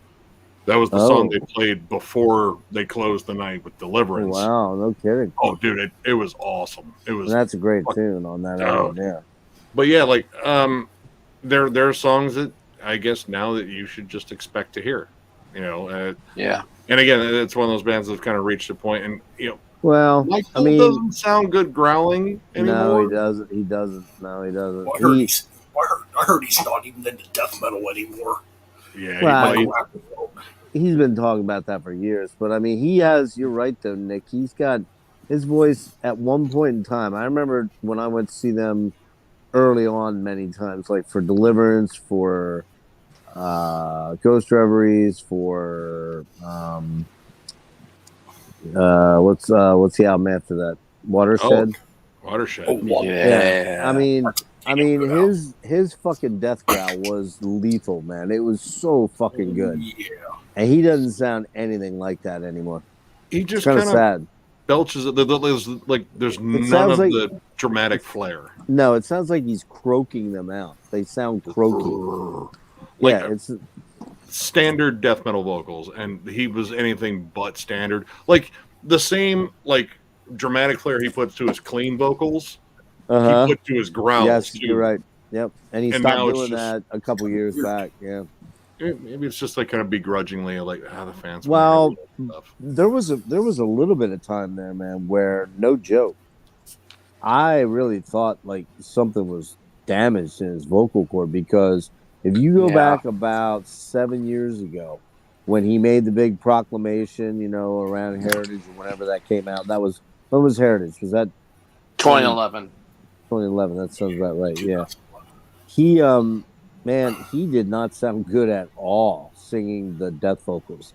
Now he's passable, but you're right. It just seems like his heart's not in it. Yeah. Yeah. I mean, I get it. He used to have one of the best death metal voices too. Dude. Bloodbath, Did. like Fathomless Ooh, Mastery. yeah. My God, he sounds just. Mock the Cross. Oh, dude, I love that. That is pure morbid angel worship, and it's done it is. so Yeah, fucking well. It's fucking killer track, man. That's probably my favorite song on that album. Cross. Mm-hmm. Dude, like Well, there's like you- intention behind each growl. Yeah, when you see him when you see him on Vacan Carnage, where he's doing that live, his voice is just fucking insane. But I would argue that maybe Mike's greatest vocal performance is not on an Opeth album. I would argue that it's on Brave Murder Day, man. I fucking love his voice on there, dude. Yeah. Oh my God, that fucking all the harsh vocals he does on that album are just perfect, man. They're so good. I mean, for me, it'd be still be Watershed because he found the perfect balance. Like that was like some of his best cleans and some of his best growls, and I mean that's my favorite Opeth album still. I was gonna say Waterset's probably my favorite too. Good one, man. That's everything that they do well is on that album, and up until like I like Incauda Venom. I think that's the best of the prog stuff so far. But Watershed's just special. I mean, Deliverance is right behind it just because Deliverance fucked me up right away. Like as soon as I heard Wreath, it was like, oh my God, I'm I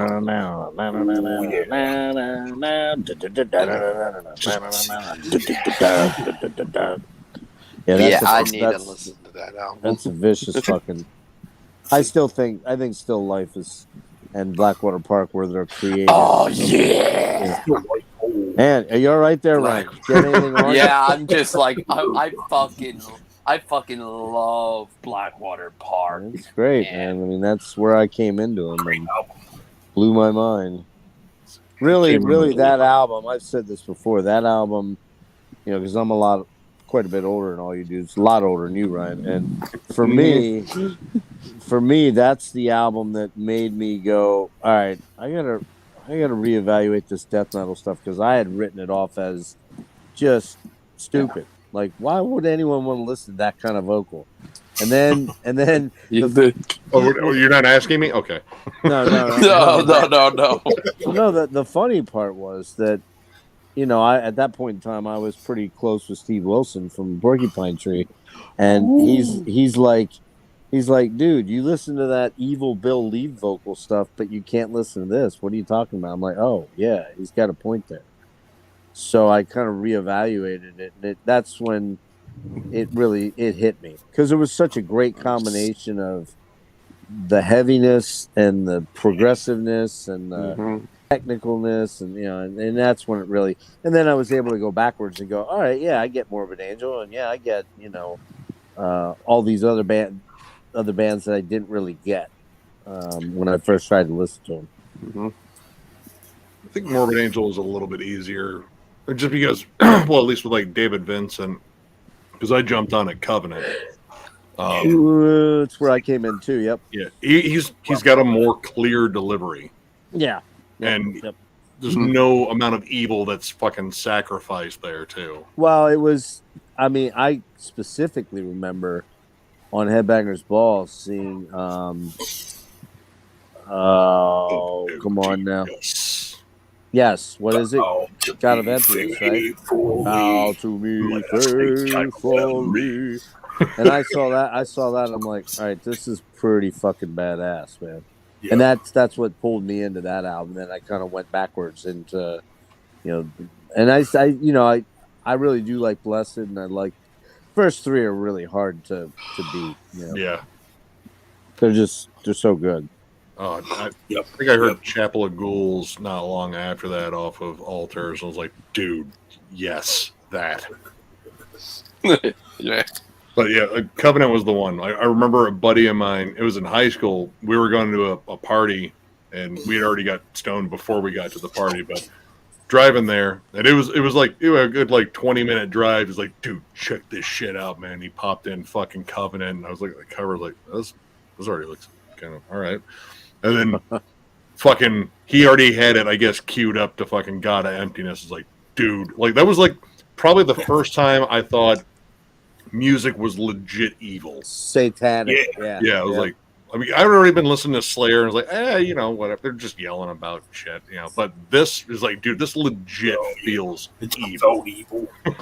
So, of course, keep playing more of it. Well, but it's kind of funny because I remember, I think the very first stuff I actually listened to, but just couldn't get into was like Hell Awaits.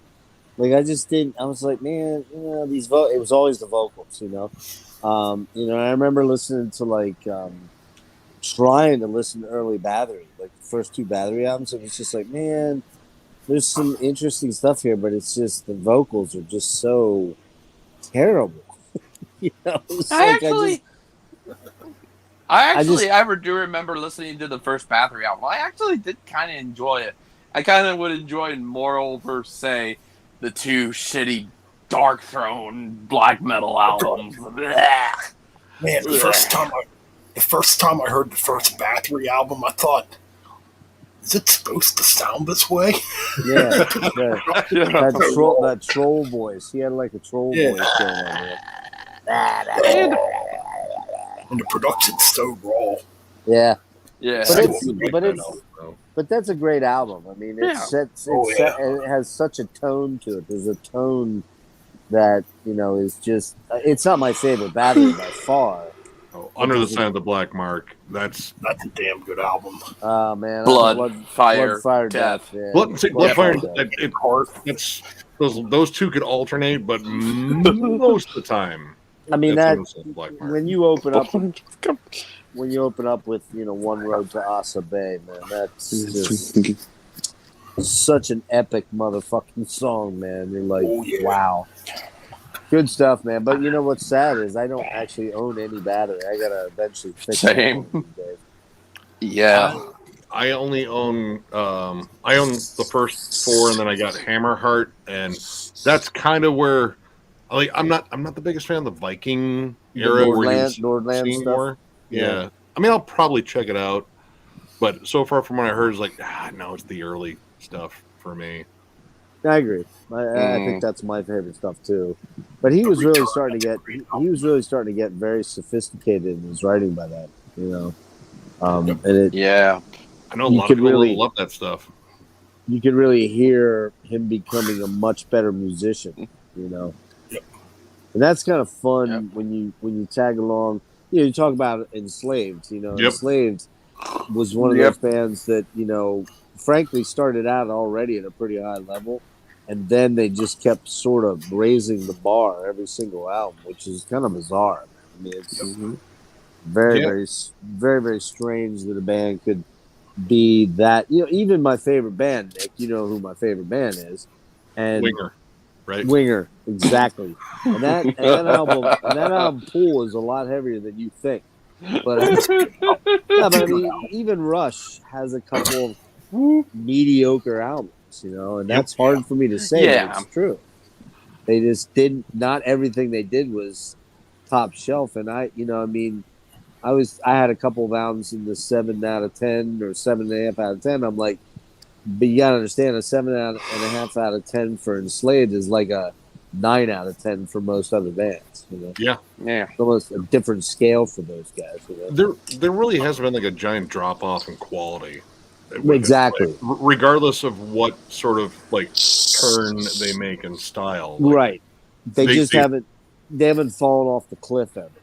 I think that's that they approach it with, you know, a lot of heart and a lot of brains too. Like, you know, they're consummate, like, you know, professionals when it comes down to, like, you know, recording it, getting it meticulously sounded, but they also make sure like the songs are just fine tuned. Yes. And packed with dynamics and, of course, you know, stuff that makes them uniquely them. You know, again, they have legit their own sound. I can't think of another band out there that sounds like Enslaved. Oh, in fact, like some you know dude on the Watain comments, he was, of course, shitting on Watain because he was like, "This is the better bands." He just lists off a bunch of fucking, shitty black metal bands.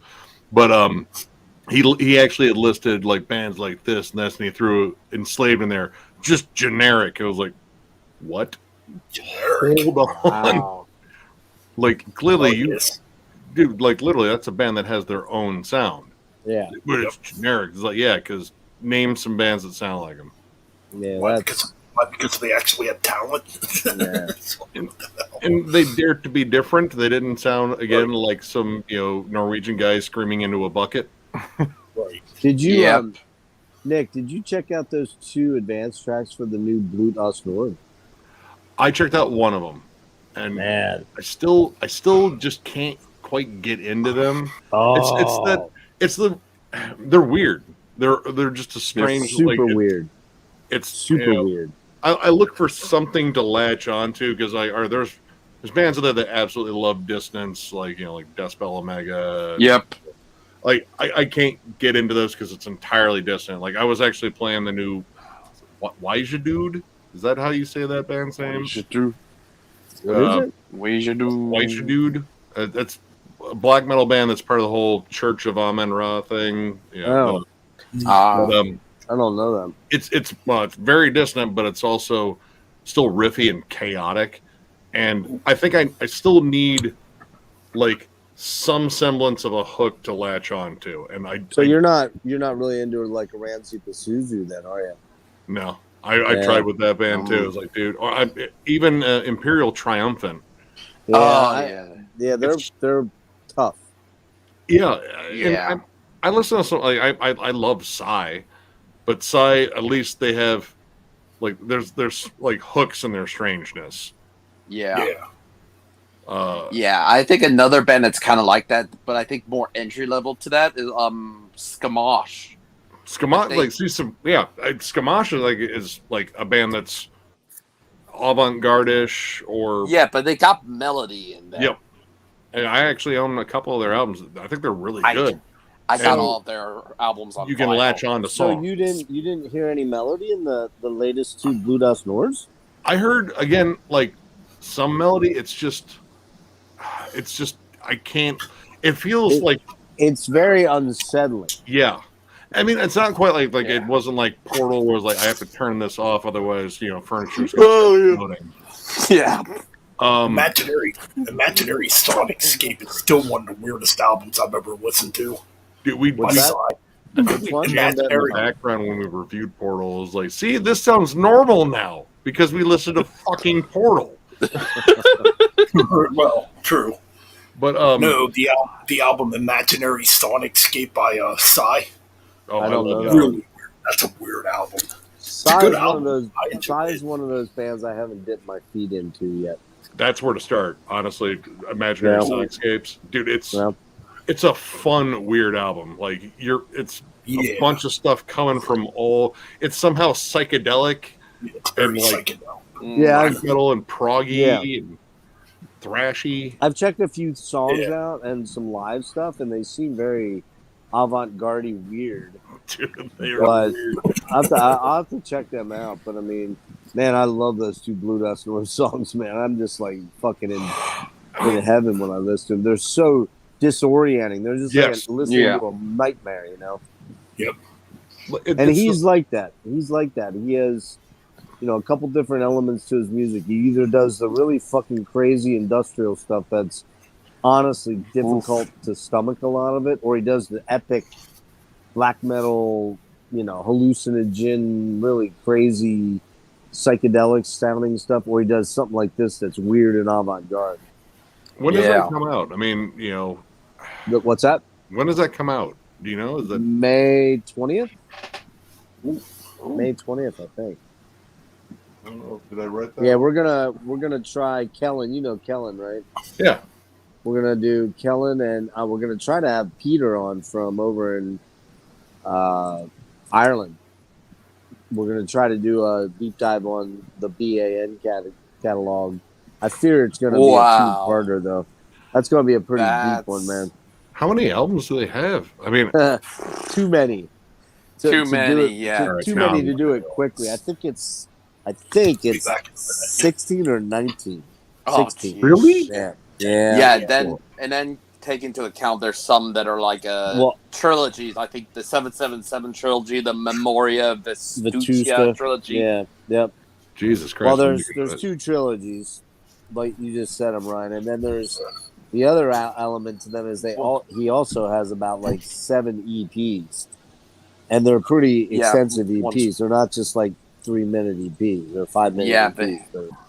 So I don't know. I have a bad feeling we're going to end up on a 2-parter with that. Yeah, and I think Mort was the one that I bought. Okay, and that's I did not like it at all. yeah. Mort is very industrial, as I recall, very industrial. Yeah, that's a band I've Blue Dot Snort and Death Spell Omega for that to add them in there. They're a band I've wanted to do for a while now, but it's just like, God, just the whole listening to 16 and 19 albums is just dissonance. It's just, I don't know. I'd probably lose my mind at the end of listening to all of that. Like, see, I actually liked DSO back in the day because I really liked that weird dissonance, but I can't endorse anything they do because of Miko. I just can't get behind it. So yeah, I've heard that dude is a complete shitbag. He's a shitbag. He's a motherfucking scumbag, man. So I can't. I have one of their albums, Dust. It's like an EP, and then I have, or no, not Dust. What's it called? Drought. Drought. That's a Drought. Yeah. Yeah, that's one of their part of their like a God. I call it the God, Devil, and Man saga, which is that one. Key News. C Monumentum requires Circumspice. Voss, and then Paracletus. Now I have a lot of those other ones burned that a buddy of mine burned for me, but out of principle now, I just don't listen to them because I'm just not going to support that kind of stuff. So that's just my personal thing. Yeah, I got all except for Kinus and Drought on CD. I'm actually going to dip out here because it is officially 4 in the morning. It's getting late. Yeah, it's late, guys. What time is it? Yeah. Hey, time flies when you're having a good conversation. And you 4 o'clock. 3 hours out of this one. It's been fun, man. Yeah, thanks for having me, Ben. I appreciate it. Good to see you, problem. Nick, as always. It's always cool having you guys on the show. Yeah, man. We found a lot of cool stuff to talk about. Yeah, all right. we did. Sure did. I'll catch you later. All right, guys. Peace out. See you guys later. All right, take care. All right, and that's the stream for tonight. Thoughts on Hatebreed? Yeah, sorry I haven't been answering the comment section. I like some Hatebreed. I mean, I saw them. I've seen them live several times. You know, and I got to meet pretty much the whole band back in the 2000s, so they're pretty cool guys. Yeah, I like some Hatebreed. I think they have some pretty cool music. But yeah, man, I think that's it for tonight. It is past 3 hours here on the stream. Anyways, thanks for everybody that joined in and watched. Keep it metal, and we'll do this again. All right. Just trying to... there it is. All right, peace out, guys.